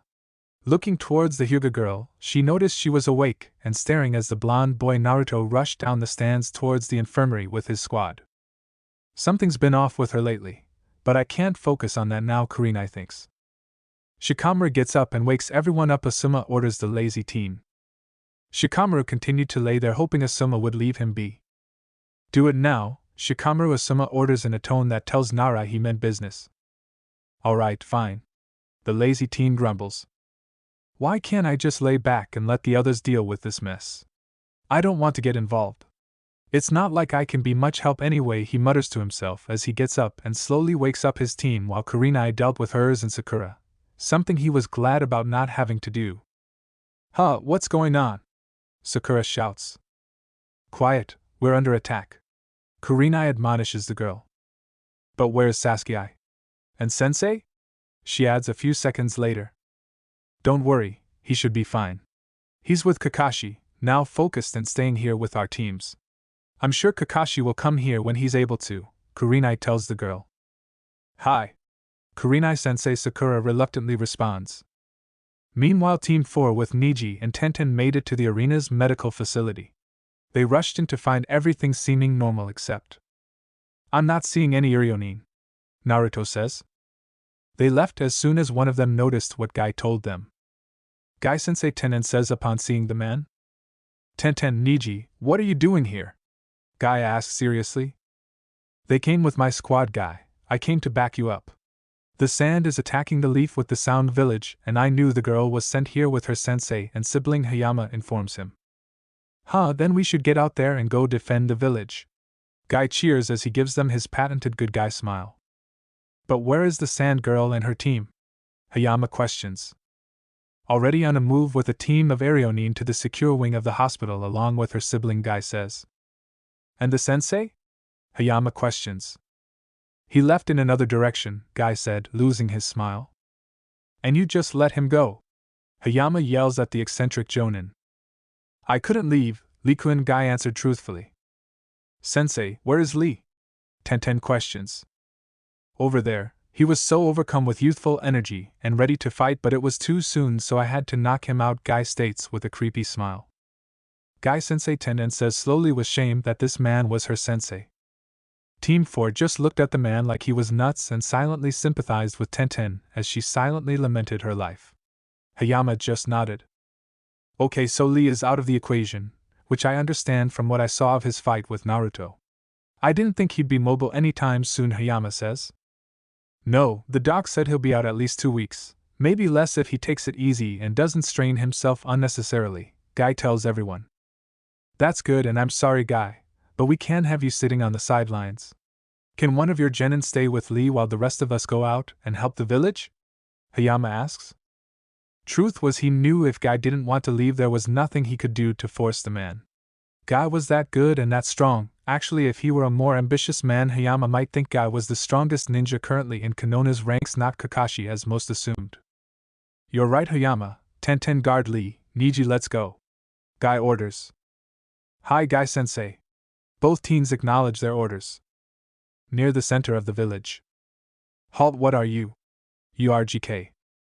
Gaara, starting your part of the plan, now orders Baki as he keeps watch for any more Leaf Shinobi. Plan? What plan is that exactly? Baki didn't waste a second as flung shuriken at the voice behind him. Whoa, easy there, Baki. I was just curious what you and your student were doing out here so far from the arena, Kakashi says aloofly. This is war, Kakashi, there is no time for games. Gaara, do it now! Baki orders. I don't think so, Sasuke says as he throws a kunai and rushes in to engage Gaara in combat. Sasuke waits, Kakashi says to the genin, trying to get him to slow down and think. Before he got halfway, Baki appeared before the lone Uchiha ready to cut him down, only for Kakashi to interfere. Kakashi takes out a kunai and blocks Baki's, letting Sasuke continue on his path. Sasuke, this isn't a match. This is the real deal, so don't hold back, Kakashi advises. Sasuke doesn't even seem to acknowledge that he heard him as he rushes past Baki, only to have to dodge as sand comes rushing towards him. I'm so happy you showed, Uchiha. Show me how worthy you are to die by my hands, Gaara says excitedly. The only one who will be defeated here is you, Sasuke shouts. Sasuke throws more shrunken, only for the sand to engulf them, and then take Gaara's form, becoming a sand clone. The clone then sends a bunch of sand towards Sasuke, only for him to jump in the air. The clone then throws to the two shrunken it held at Sasuke, which he wasted no time in sending more to deflect. Sasuke descends towards the clone using his taijutsu to destroy the clone's arms and follow it up with a kick to the neck. However, instead of dispersing, the clone threatens to engulf the leg, but Sasuke is quick enough to destroy it with a punch and then run towards Gaara. Gaara's sand forms in front of him again just as Sasuke launches a punch towards his face, only for Sasuke to disappear. Sasuke reappears behind him, shocking Gaara. He's fast. Gaara is surprised. Sasuke lands a punch straight into Gaara's jaw that sends him flying down the street and away from Baki. Gaara! Baki shouts. Damn it! This is why I needed Kankuro with me instead of performing some vigil outside of a surgical room at Konoha's main hospital. Hell, that is if the little shit isn't locked up in the secure ward of the hospital along with his sister. Now I have no one to keep him in check, not that that's necessary anymore, but if things go wrong there is also no one to back him up. This time Gaara is on his own. I need to focus on dispatching Kakashi and getting out of here, Baki thinks. Worried about your student? Kakashi questions.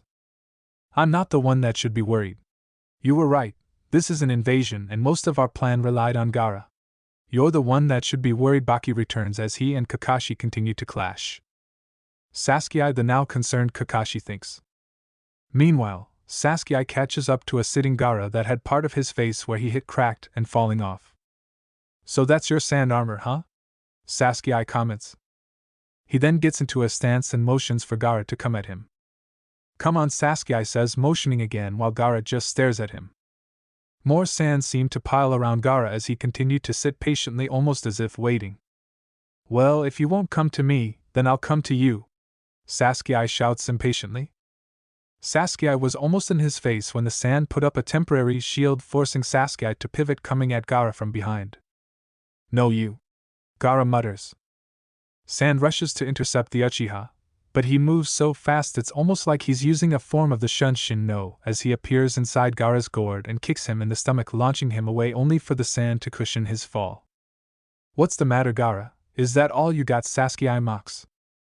I'm going to tear off all of your armor, Sasuke says, making his intentions known. He then runs at top speed towards Gaara, whose sand starts to form a ring around him. Sasuke just runs around him, kicking up dust and creating a cloud around them that would look impressive if there was someone around to watch them.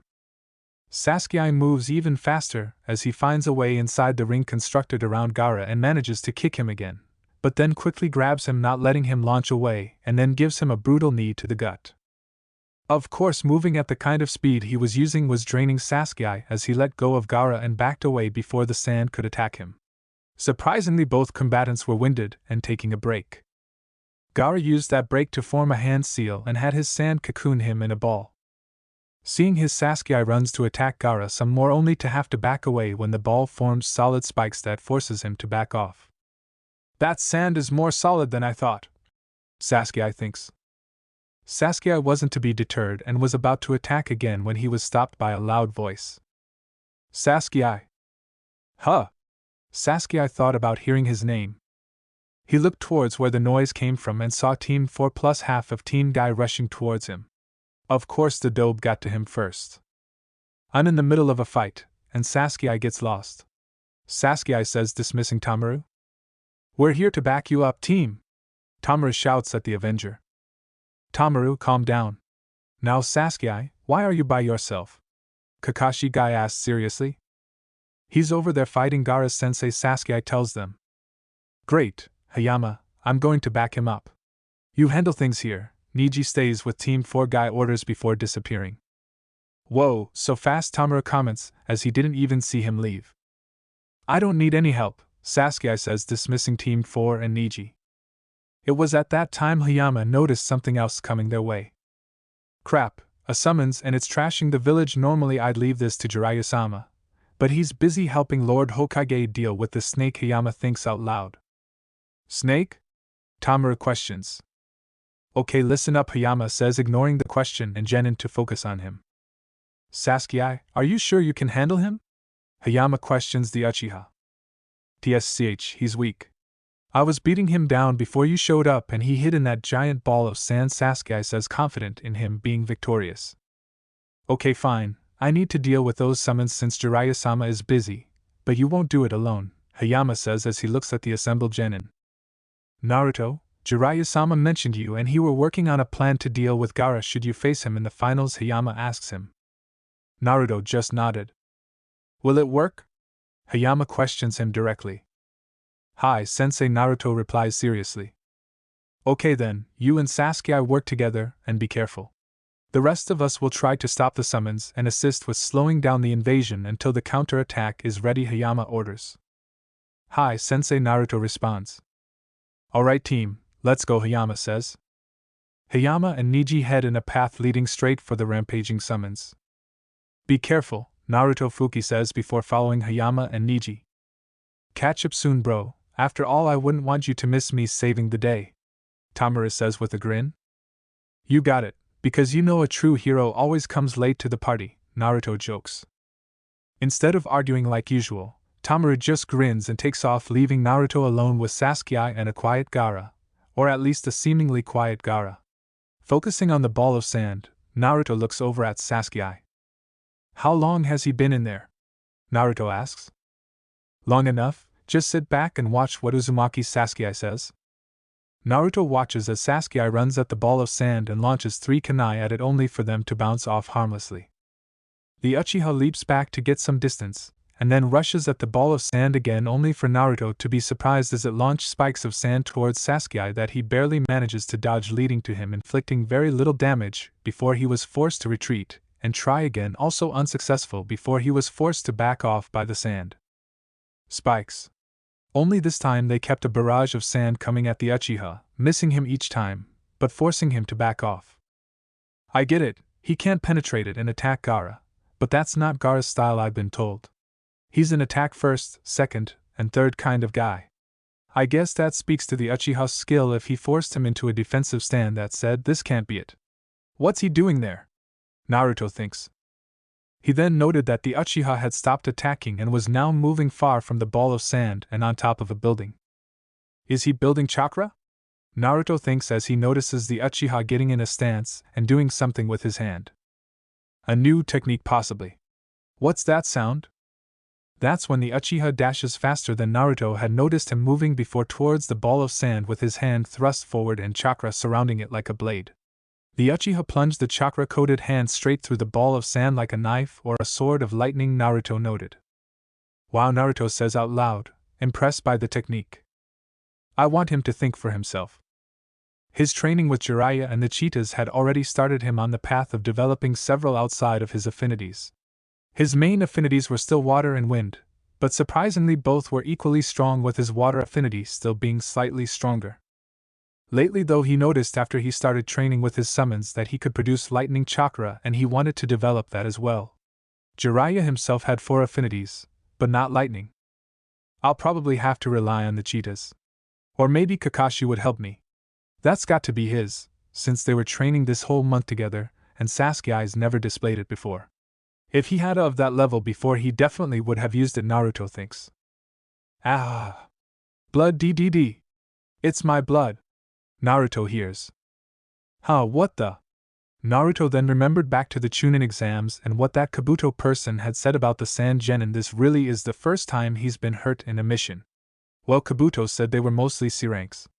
Then again, every time I go on a C rank mission something happens and it turns out way more dangerous than it should be. Naruto thinks before focusing back on what was going on and noticed the Uchiha seemed to be in trouble. But before Naruto could act, the Uchiha used the same again and escaped, also bringing out a giant arm made of sand that had claws and protrusions like barbs meant to hook prey on. What is that? Naruto says out loud this time. Only for a growl and incomprehensible sound to come from inside the ball. That didn't sound human. After that, the sand ball audibly cracked and dissolved, revealing an injured Gaara. It looked like Sasuke got him, but not bad enough to put the stubborn psycho out. Sasuke! Naruto shouts, getting the Uchiha's attention. Are you okay? Naruto asks. The Uchiha just nodded. Stay out of this, Uzumaki. This is my fight, the Uchiha warns. Then hurry up, he's hurt and alone. However, if we wait he might recover and make things bad for us, Naruto warns back. TSCH, I know already. Shut up and watch, Sasuke reiterate. We're so like Uchiha. Gaara manages to draw out. He's breathing hard, and clutching his head more than the area where he was stabbed. Except, I don't have friends as you have, but they're not what makes you strong. It's your purpose that does it. In that way we're alike. You have a purpose, But mine is the stronger purpose, for only by destroying you and all you represent can I even prove that I exist. Only by killing you can I know what life is. Gaara yells, belabored. Of course, his proclamation shocks both Naruto and Sasuke, although to Naruto it seemed like Sasuke was less affected by it than he was. You are mine! The sand bellows as he falls down to his knees, clutching his head. You are my prey. You are my prey! The clearly insane Sannin screamed. What the hell is going on? What's he doing? Sasuke wonders aloud. I think he's transforming, Naruto's answers. They watched as more sand started to flow from out of the guards still on his back and mix with Gaara's sand armor. Gaara was shouting and thrashing about as sand started to fill the air around the troubled youth. Transforming? Sasuke questions. I can't explain, but let's just say he has another source of chakra inside of him. A more potent, dangerous source of chakra that allows him to change his appearance into something terrifying. Naruto says, trailing off at the end as he watches Gaara. MYPRY. Why you are my prey. We have to stop this. Before he finishes transforming, Naruto tells Sasuke. Naruto moves to attack Gaara when he sees a pair of shuriken coming towards him. He backs off and looks towards Sasuke, who had clearly just thrown the shuriken. I said this is my fight. If you continue to interfere, Gaara won't be the only one who will have to deal with me, Sasuke says coolly. This isn't the... Whatever else Naruto was about to say was aborted as Gaara came screaming madly at them. Let me feel it. Gaara screams as his half-transformed body extended and delivered a devastating blow that destroyed part of a building Naruto and Sasuke had been in front of. Sasuke! Naruto calls out. I'm fine. Sasuke yells angrily. Naruto wanted to fight with the Uchiha, but decided against it. He'll only lose focus if I get involved.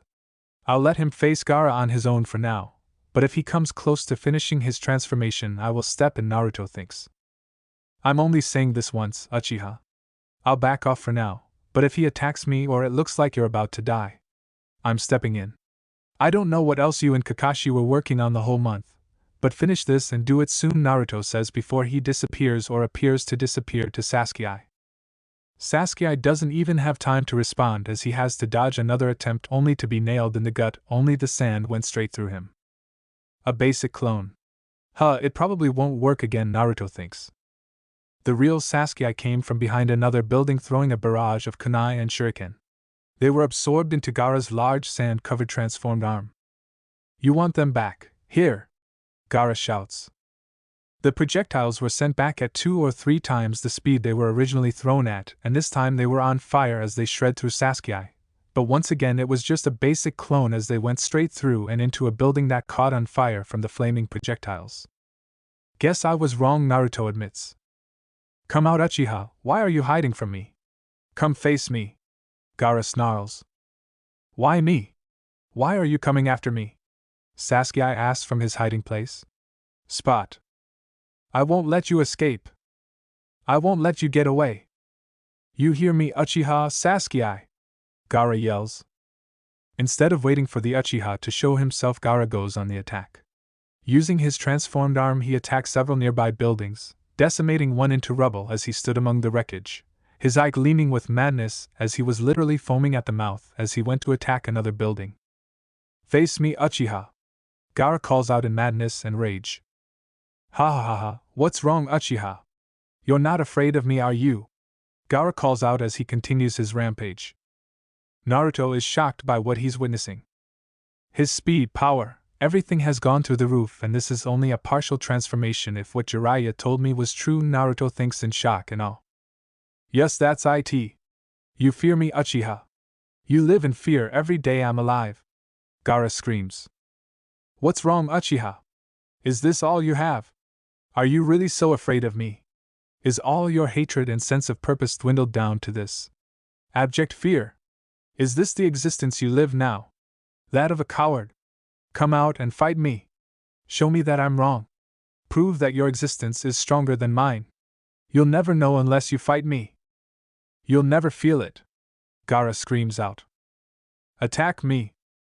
That's when Naruto sees Sasuke standing up on top of a building some distance from the mat. Naruto thinks about seeing and hearing them.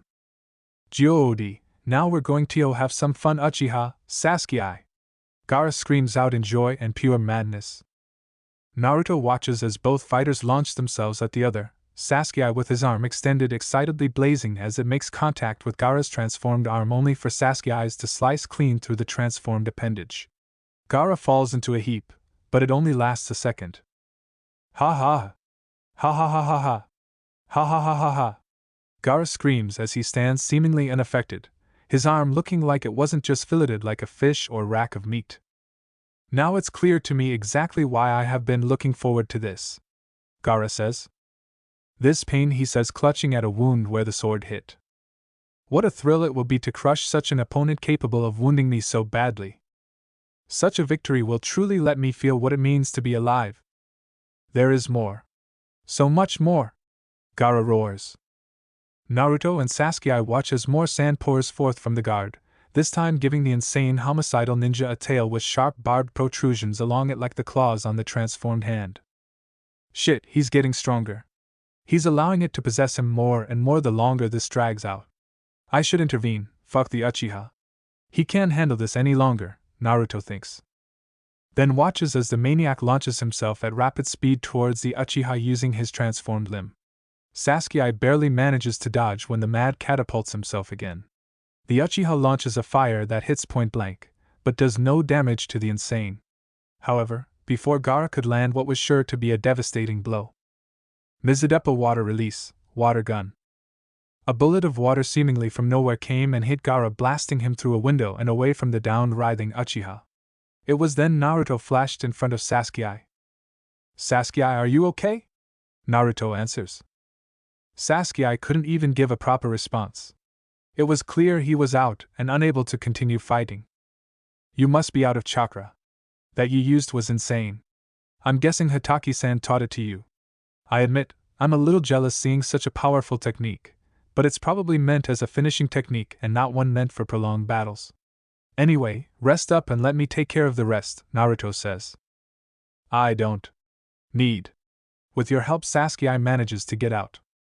I get it, you want to fight all on your own and prove how strong you are. You're just unlucky we found you, because I don't think my sensei or yours will like it if I tell them I let you die when I could have helped you. You know that whole will of fire thing. So shut up and try to recuperate while I handle Gaara, Naruto tells him. Like. You can. Lo. Sasuke started only to be shut up by an insane howl. Oh. Gaara came crashing back through the window with his claw and tail removed from existence, just leaving a huge hole inside of the brick-covered dwelling. He came barreling through the air, his intent clear.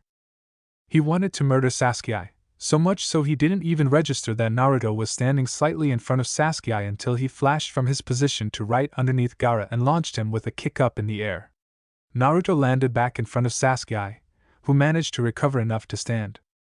That won't stop him, Sasuke comments.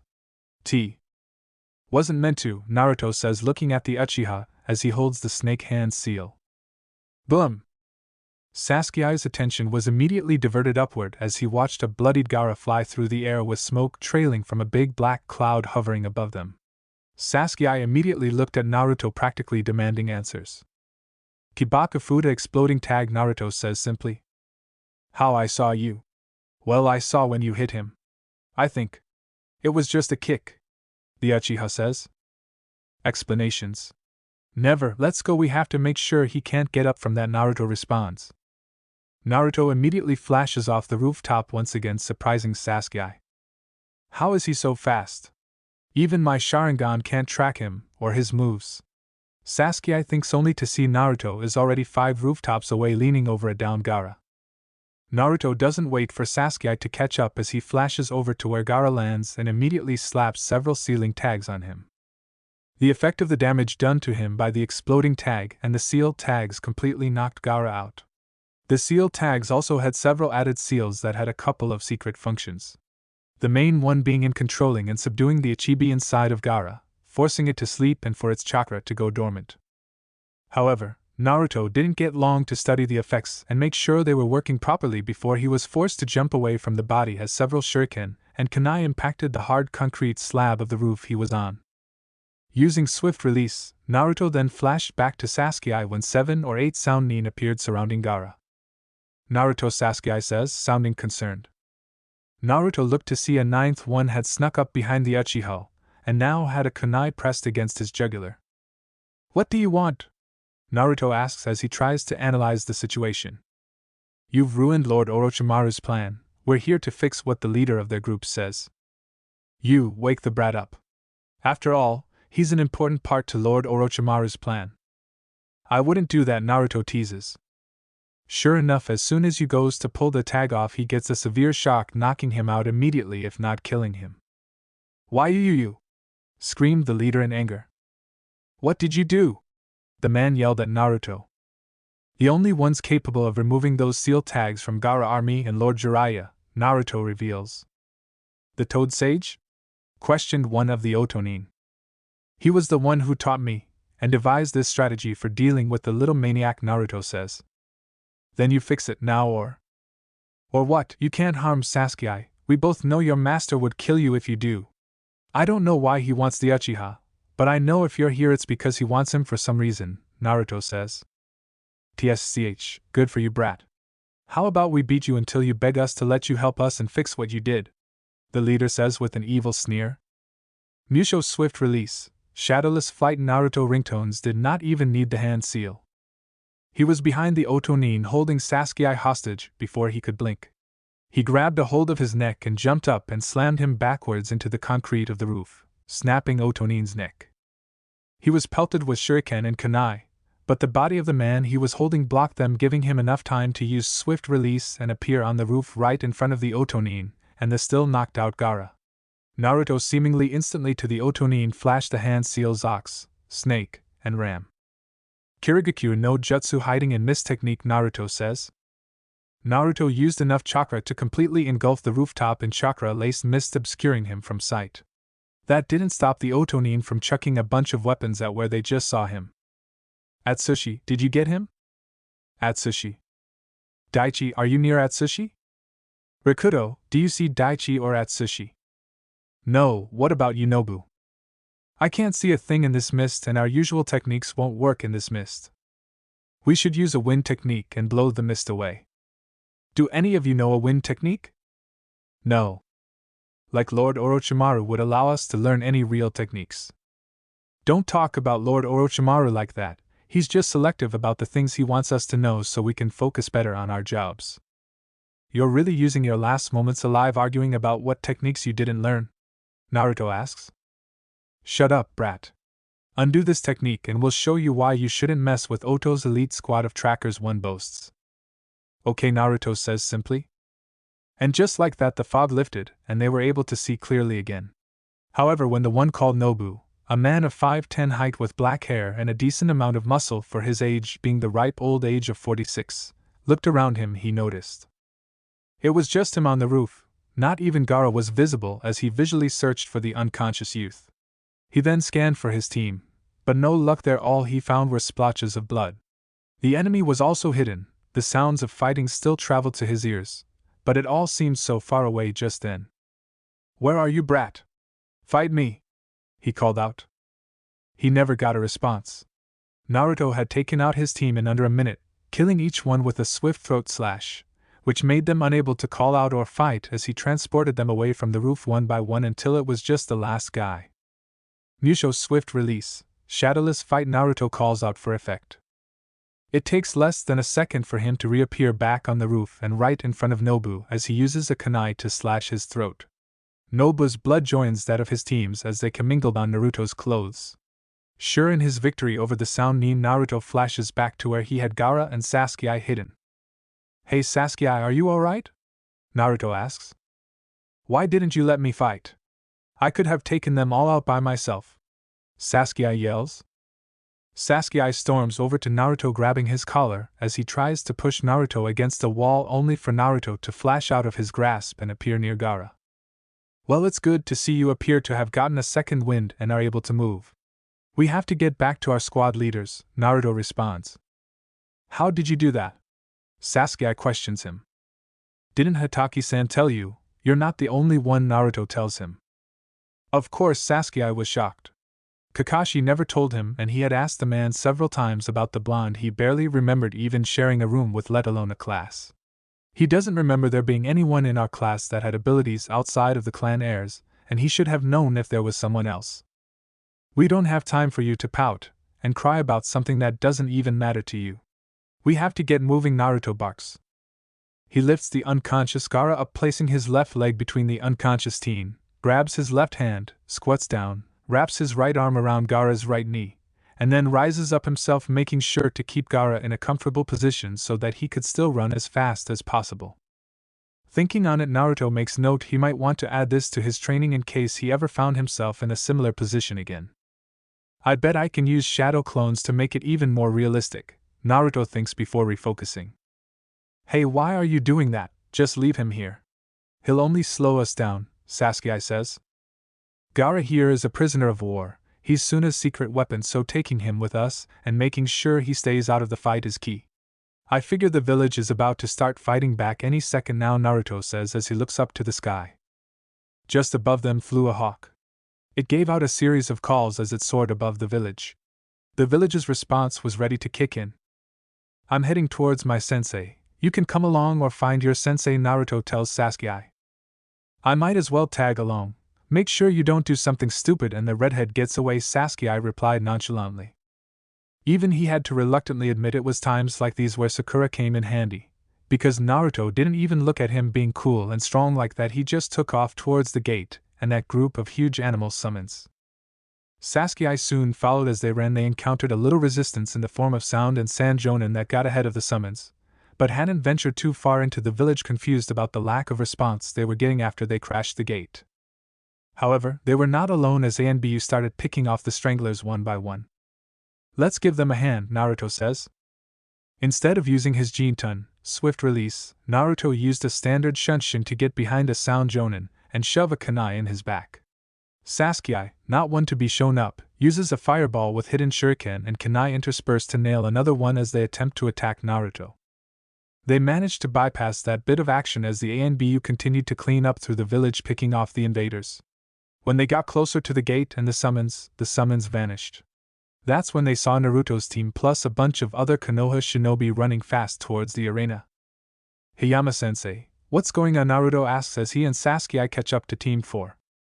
We have to hurry, Naruto. Something bad has happened, was all Hayama would say. Naruto hung back to ask Tamaru and Fuki, but they wouldn't answer him either. It didn't take long for them to make it to the arena, even though some of the cleanup teams tasked with rooting out the invaders were heading to the arena. As they now walked into the arena like fans filling in to see an event, Naruto could see the other Konoha shinobi all with their heads hung low and visibly upset. It was clear someone important died during the invasion, but it wasn't clear until Naruto was able to get a look at the middle of the arena. For there in the middle, with a group of ANBU, Jiraiya, and Sarutobi Asuma surrounding him, lay the Sandaime Hokage Sarutobi Hiruzen. Chapter 18: Aftermath and a New Mission. Naruto looked at himself in the mirror. He was dressed in all black, even though his headband's cloth was changed to black. Today was a village-wide day of mourning, and everyone was expected to be in front of the Hokage's residence to mourn the Hokage's passing. He died in the invasion, using a hat that took his life as the price. At least he did manage to bring justice to his former student. In his last act as Hokage, Hiruzen Sarutobi managed to kill Orochimaru, whose body was being dissected and pored over by a full team of analysts even now, a week after he was killed. Naruto locked up his apartment, the same one the third Hokage gave him when he was a kid scrounging around in the streets after the orphanage had kicked him out. As he walked down the street that was curtained off in some parts due to the ongoing rebuilding efforts, he made it to the funeral procession and stood in the back. He could see all the rookies, their senseis, the Hokage's remaining family, and his two teammates turned advisors at the head of the event. Naruto wasn't sure what he felt when thinking of the Hokage. He had been kind and generous where precious few had been. However, he didn't really know the man all that well, and while he would mourn the man, he would mourn for all of the lives lost in an arrogant man's play for power. When it was his turn to place a white rose for those lost in the tragedy, he did so, but without the feeling they were meant to represent. He didn't want to be cold or unfeeling towards the man's death or any of theirs, but none of the people that died held a place in his heart. With the proceedings over, Naruto met up with his team. All team activities were halted for the time being, meaning they were on their own. That didn't stop them from meeting up on their own, and at times like this, the other rookie squads were meeting up as well. It was nice to relax a little after what happened, but Naruto was itching to get back to training. There were several things he wanted to improve upon, and after Jiraiya showed him the shadow clone technique, he had figured out the secret, but Jiraiya hadn't wanted him to overuse it then. Now he was on his own and free to experiment. In the morning, Naruto went to Training Ground 3 and walked onto the water.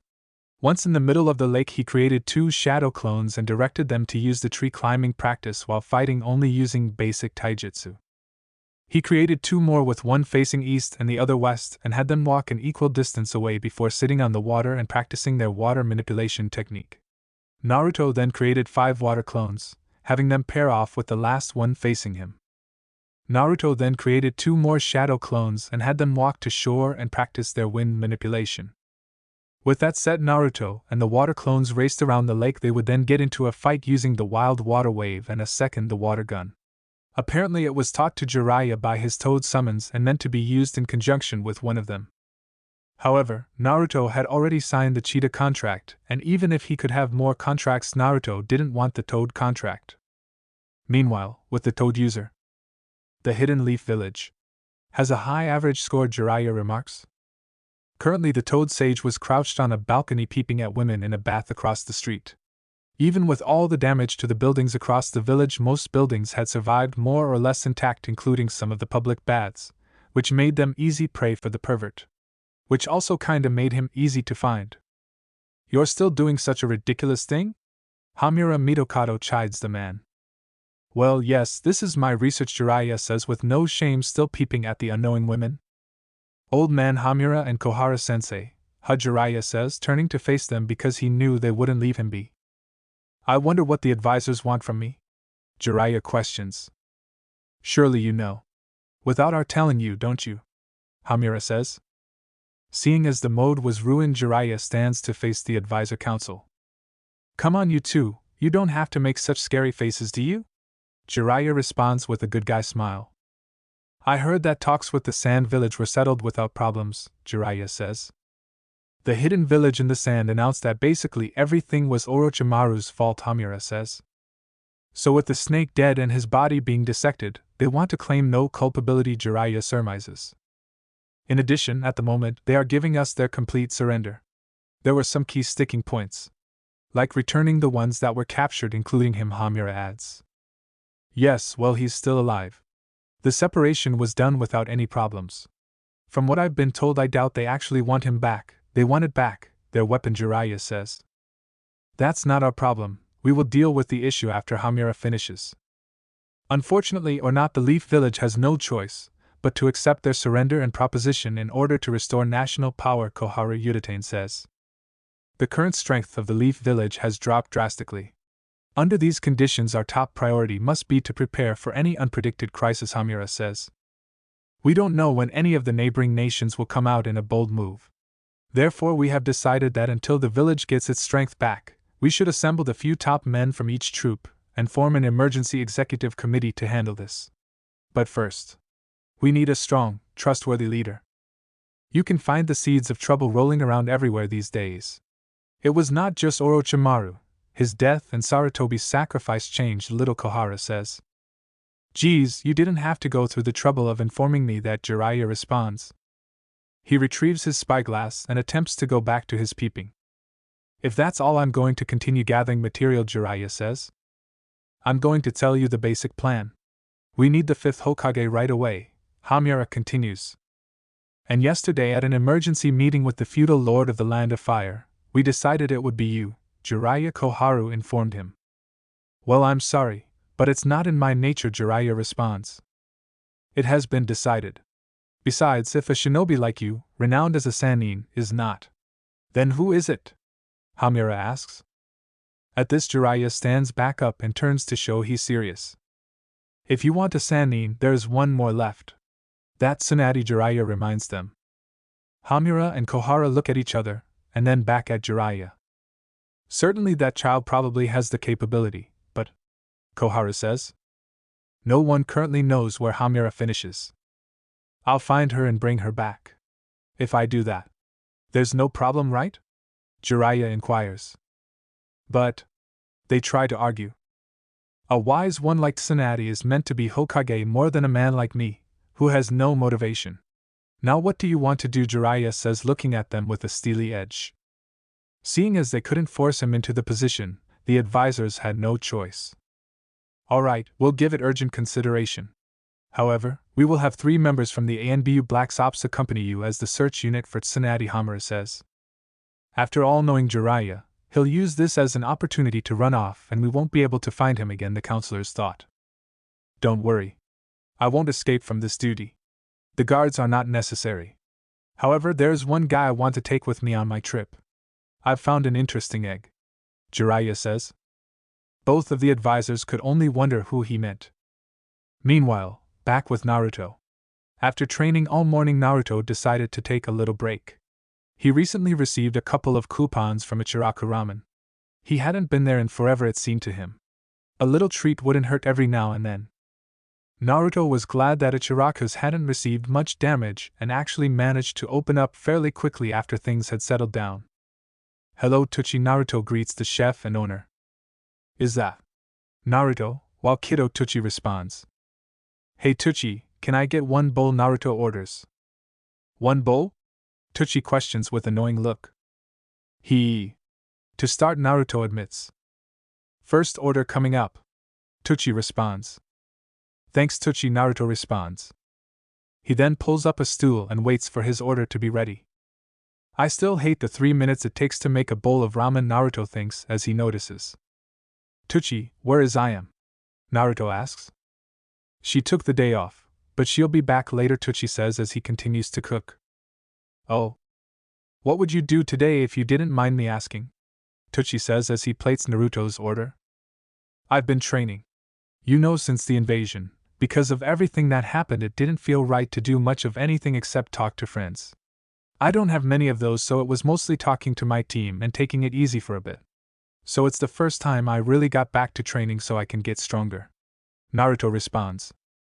Tsuchi places the plate in front of Naruto and smiles as he sees a bit of drool form at the corner of his mouth. I understand, Naruto. Eat well and do your best, Tsuchi says. You got it, Naruto says with a smile. Then he digs in like the old days, going for seconds in a third bowl, before he is interrupted by a familiar person. Welcome, Tsuchi greets the newcomer. Just like I heard. I had to come and see it, Jiraiya said. Huh? Naruto questions, turning to look at the old man. It seems that you really are just eating ramen, Jiraiya comments. Naruto finishes the last mouthful of noodles and turns to face the Sannin. What's that supposed to mean? Naruto asks with a little edge to his voice. Calm down, small fry, aren't you curious about why I'm here? Jiraiya responds. Naruto shrugs his shoulders. The ramen here is pretty good, and from the little bit I know about you, you're very cheap, Naruto responds. Ha! A really funny, smart guy. No, I have an important mission I need to go on, and I decided to bring you along with me, Jiraiya states. Naruto pulls out the money for all 3 bowls, forgetting about his coupons. Thanks, Tsuchi, Naruto tells the man as he gets up and leaves. Come again! Tsuchi shouts as another customer enters. Jiraiya quickly follows after Naruto. Hey brat, didn't you hear me? There's a super important mission and I said you'd get to join me on it, Jiraiya reiterates. I heard you, Jiraiya-san, but I question why you would want a genin to join you on such an important mission, if it really exists, and not a team of ANBU or Jonin? Naruto questions. Because kid, the ANBU and the Jonin are stretched thin taking important missions of their own, and despite the importance of this mission, even a genin such as yourself will be enough. And you're selling yourself short, kid. I helped train you for the finals, so I know you're more capable than most genin, Jiraiya responds. Okay, but what's so important about a research mission? Naruto asks. Kiddo, this isn't just any research mission. There is a woman whose data I really want to collect. So we have to look for her first, Jiraiya tells him with a suspicious grin. Oh. So this is for your books. I think I'll pass. I have important things of my own to do, and there are plenty of genin better suited for a mission of this nature. I would recommend Inuzuka Kiba. With his nose and his dogs, you'd find her in no time, Naruto responds as he keeps walking. What better things could you possibly be doing with the village on temporary lockdown, and most Chunin and higher-ranked ninja are busy? Jiraiya questions. If you must know, I am training. The invasion shows how crazy things can get if you're not ready, and I need to get stronger for whatever comes my way next, Naruto says. Training? Jiraiya questions skeptically. Yeah, I was hoping to ask Hatake-san about this. The Chidori I believe Sasuke and Naruto reveal. Well, I think that technique is impossible for you to learn, Jiraiya says. What, why? It seems like it mainly requires a lot of speed and lightning chakra. I feel like I'm beginning to build up an affinity for lightning chakra when Naruto responds by eyeing the man. You don't need to have a particular chakra nature to learn elemental techniques. But anyway, don't forget about the really beautiful woman. You must see her to believe how gorgeous she is. You want to meet her, don't you? Jiraiya says, trying to steer the conversation back into his lane. Not that Naruto cared. Not interested, Naruto replies by moving away from the old pervert. I'm not some kid who can easily be talked into doing some sketchy mission by you. You perverted sage, Naruto calls out. Jiraiya was shocked at the nickname, but decided to ignore it for now. Time for a different tack, Jiraiya thinks. He starts walking away. Well, I guess it can't be helped. Oh well. Shame too. I know it's much more amazing than the Chidori, but it can't be helped. Maybe someone else would like to learn it. Maybe Tamura would like to learn it, and join me on this trip, Jiraiya says as he continues to walk away. Wait! Naruto calls out. Is this what you're talking about really that amazing? Naruto questions. I should say so, after all it was created by the fourth Hokage, Jiraiya boasts. Okay. Just let me get my things and let my team know I'm going, Naruto says as he runs off. Huh. What an interesting kid, Jiraiya muses. Meanwhile at Team 4's usual training grounds. Alright Tamura, it looks like it's just you and me since Fuki wanted to do some more training with the bears again, and I can't find Naruto. He's probably off training on his own as well, Hayama says. It's alright, Sensei, I'm just glad you're able to help me with my training. I know everyone is busy still dealing with invasion stuff, Tamura responds. Yes, well, I wanted to make sure you guys were all okay and I'm happy to help you all become stronger, Hayama says with a smile. Yada! Thanks, Sensei, Tamura responds. Alright, thinking about your performance in the exam. I think we should take a page from what Guy and Lee did, Hayama says. Cool, are you going to teach me some super advanced taijutsu? Tamura shouts. Calm down, Tamuru, and no, I was thinking I would give you all some weights to start wearing. Nothing like what Lee was wearing. Well, maybe eventually if you want. Hayama explains. Hayama was helping Tamuru equip the ankle weights when Naruto showed up. Hayama-sensei, Naruto called out. Naruto, Hayama responds as he and Tamura look towards their blonde comrade. Naruto quickly reaches them despite not using his bloodline. His normal speed was still quite fast for a genin. What is Naruto, why are you running? Hayama questions. I just wanted to let you know that Jiraiya asked me to join him on a mission and I accepted what Naruto told his team leader. What? Why do you get to go on a mission with Jiraiya of the Sannin? Tamura complains. Now Tamuru, Lord Jiraiya trained Naruto during the exam break. It's natural for him to still take interest in Naruto despite not being his master or anything, Hayama says, trying to defuse the situation. In truth, Hayama knew that the third Hokage wanted Jiraiya to have a hand in Naruto's life. How much or how little he wasn't clear at that time, but the man was a Sannin and currently the strongest among Konoha's forces. He had heard there was talk of him becoming the Hokage, but that must have just been rumors or speculation if the man was leaving the village for a mission. Okay, Naruto, remember to pack well but don't overdo it, Hayama advises. Right, Sensei, Naruto responds. Oh, and take these, Hayama says, handing Naruto a set of ankle weights. What are they? Naruto questions. Remember Rock Lee, these are ankle weights like what he was wearing only for beginners, Hayama quickly explains. Oh cool, thanks Sensei, Naruto says. When you get back, I'll be wearing the same amount Lee does. Tamura boasts. Well, I'll be wearing more, Naruto boasts. We'll see what Tamura says with a grin.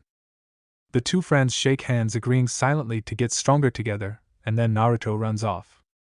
Hey Sensei, Ankle weights are great and all, but thinking about the exams and everything, I need better, Tamaru says. You know, Tamaru, you're well ahead of most genin your age, Hayama reminds him. I know, sensei. But Tamaru starts. I know. How about after we do some training we head to the library? Maybe you'll find a way to learn that you can learn and I'll help you, Hayama says. Alright, sensei. Tamaru cheers.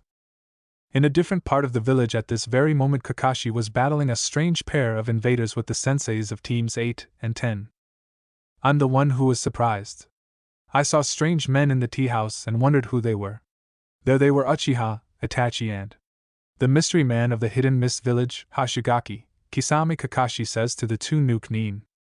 Well, you even know my name. It's an honor, Kisame mocks. I see. You're one of the 7 ninja swordsmen of the mist. That huge sword is the shark skin, right? Kakashi questions. Ha! I heard that Kid Zabuza had it out with you. Kisame questions. Yeah. Kakashi replies. Kisame holds Samahata shark skin high, and then points at level with Kakashi, showing both the scale of the sword and his strength. You're someone worth lopping off. Kisame threatens. Stop it. Kisame, Itachi warns his partner. If you were to go at it with that man, it would not end without cost. And if you spend too much time, another shinobi would come running. However, don't lose sight of the goal. You didn't come here to get injured, Itachi adds. Let me hear that goal, then Kakashi interjects. Kakashi then goes up in smoke, showing he was a shadow clone with the real Kakashi standing beside Itachi on the canal water's surface. Just came to find something we've been looking for, Itachi replied nonchalantly. Something you were looking for? Kakashi questions. The thing you were looking for. What is it? Kakashi comes out and asks, pointing a kunai at the Nuke Nin. I'm not like Kisame. I won't take time, Itachi warns as he shows a fist full of shuriken. The battle commences while now at home Naruto was getting ready. Naruto had to thank Jiraiya for teaching him enough Fuinjutsu where he didn't need to carry some giant pack, since he didn't know how far or how long this trip would take him. He was pretty much packing up his whole house neatly separated and categorically catalogued. Thinking of Fuinjutsu, Naruto released this trip would give him a chance to learn more about the art. The whole process took several hours, putting his book bag over his shoulder. He looked at his now empty house and flipped off the switch. Kakashi, what happened? Kurenai asked.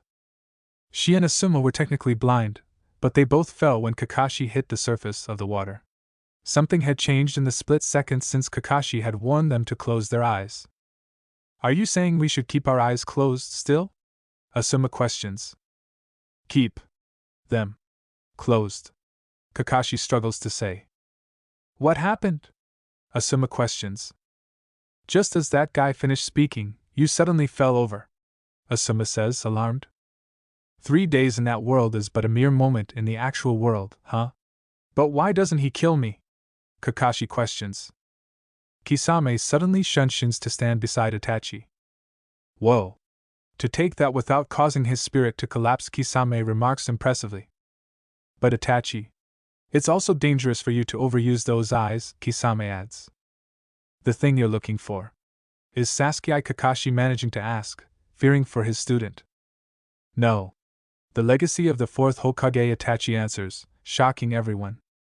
At Team 4's training ground, Haim is busy training Tamaru, but he can't help thinking about his conversation with Jiraiya he had a few days after the funeral.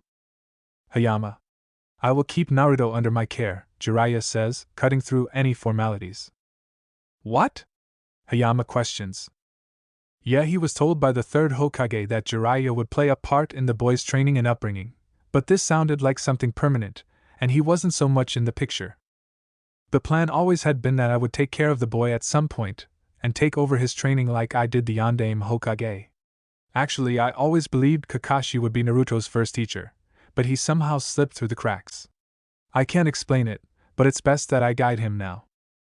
At your current level, you wouldn't be enough to handle what's coming, Jiraiya says, looking out at the village from the balcony they were standing on. What the hell are you talking about, Jiraiya? Hayama as he stares at the older shinobi. I have been observing Orochimaru ever since he left the village. It was obvious that he would return to this village sooner or later. All told, At first I was concerned only about him. Jiraiya starts. What does that have to do with you taking over as Naruto's sensei? Hayama questions. Orochimaru joined an organization, Jiraiya says gravely. Organization? What kind of organization? Hayama asks, noticing the change in tone. I don't know much, but a small organization known as the Akatsuki, Jiraiya tells him. Akatsuki? Hayama questions. The Akatsuki has 9 shinobi, and until recently they weren't making any dramatic moves aside from typical cloak and dagger type activities. My biggest concern is the members of the organization themselves. Almost all of them are listed in the bingo book as S-rank deviant criminals. Uchiha, Itachi is one of them. If the 9 of them get together, their intent will not be volunteer activities. Since I've said this much, you already must know what that means, Jiraiya says. But in truth, Hayama wasn't sure what any of this had to do with Naruto or his training. Recently Orochimaru pulled out of the organization, and at that time other members of the organization went into action in different areas, in pairs gathering and things. Jiraiya says. And you believe one of the things this organization is after is Naruto or what resides inside of him? Hayama concludes. Jiraiya nods. It's possible, because it's one of the spirits that possess the strongest chakra.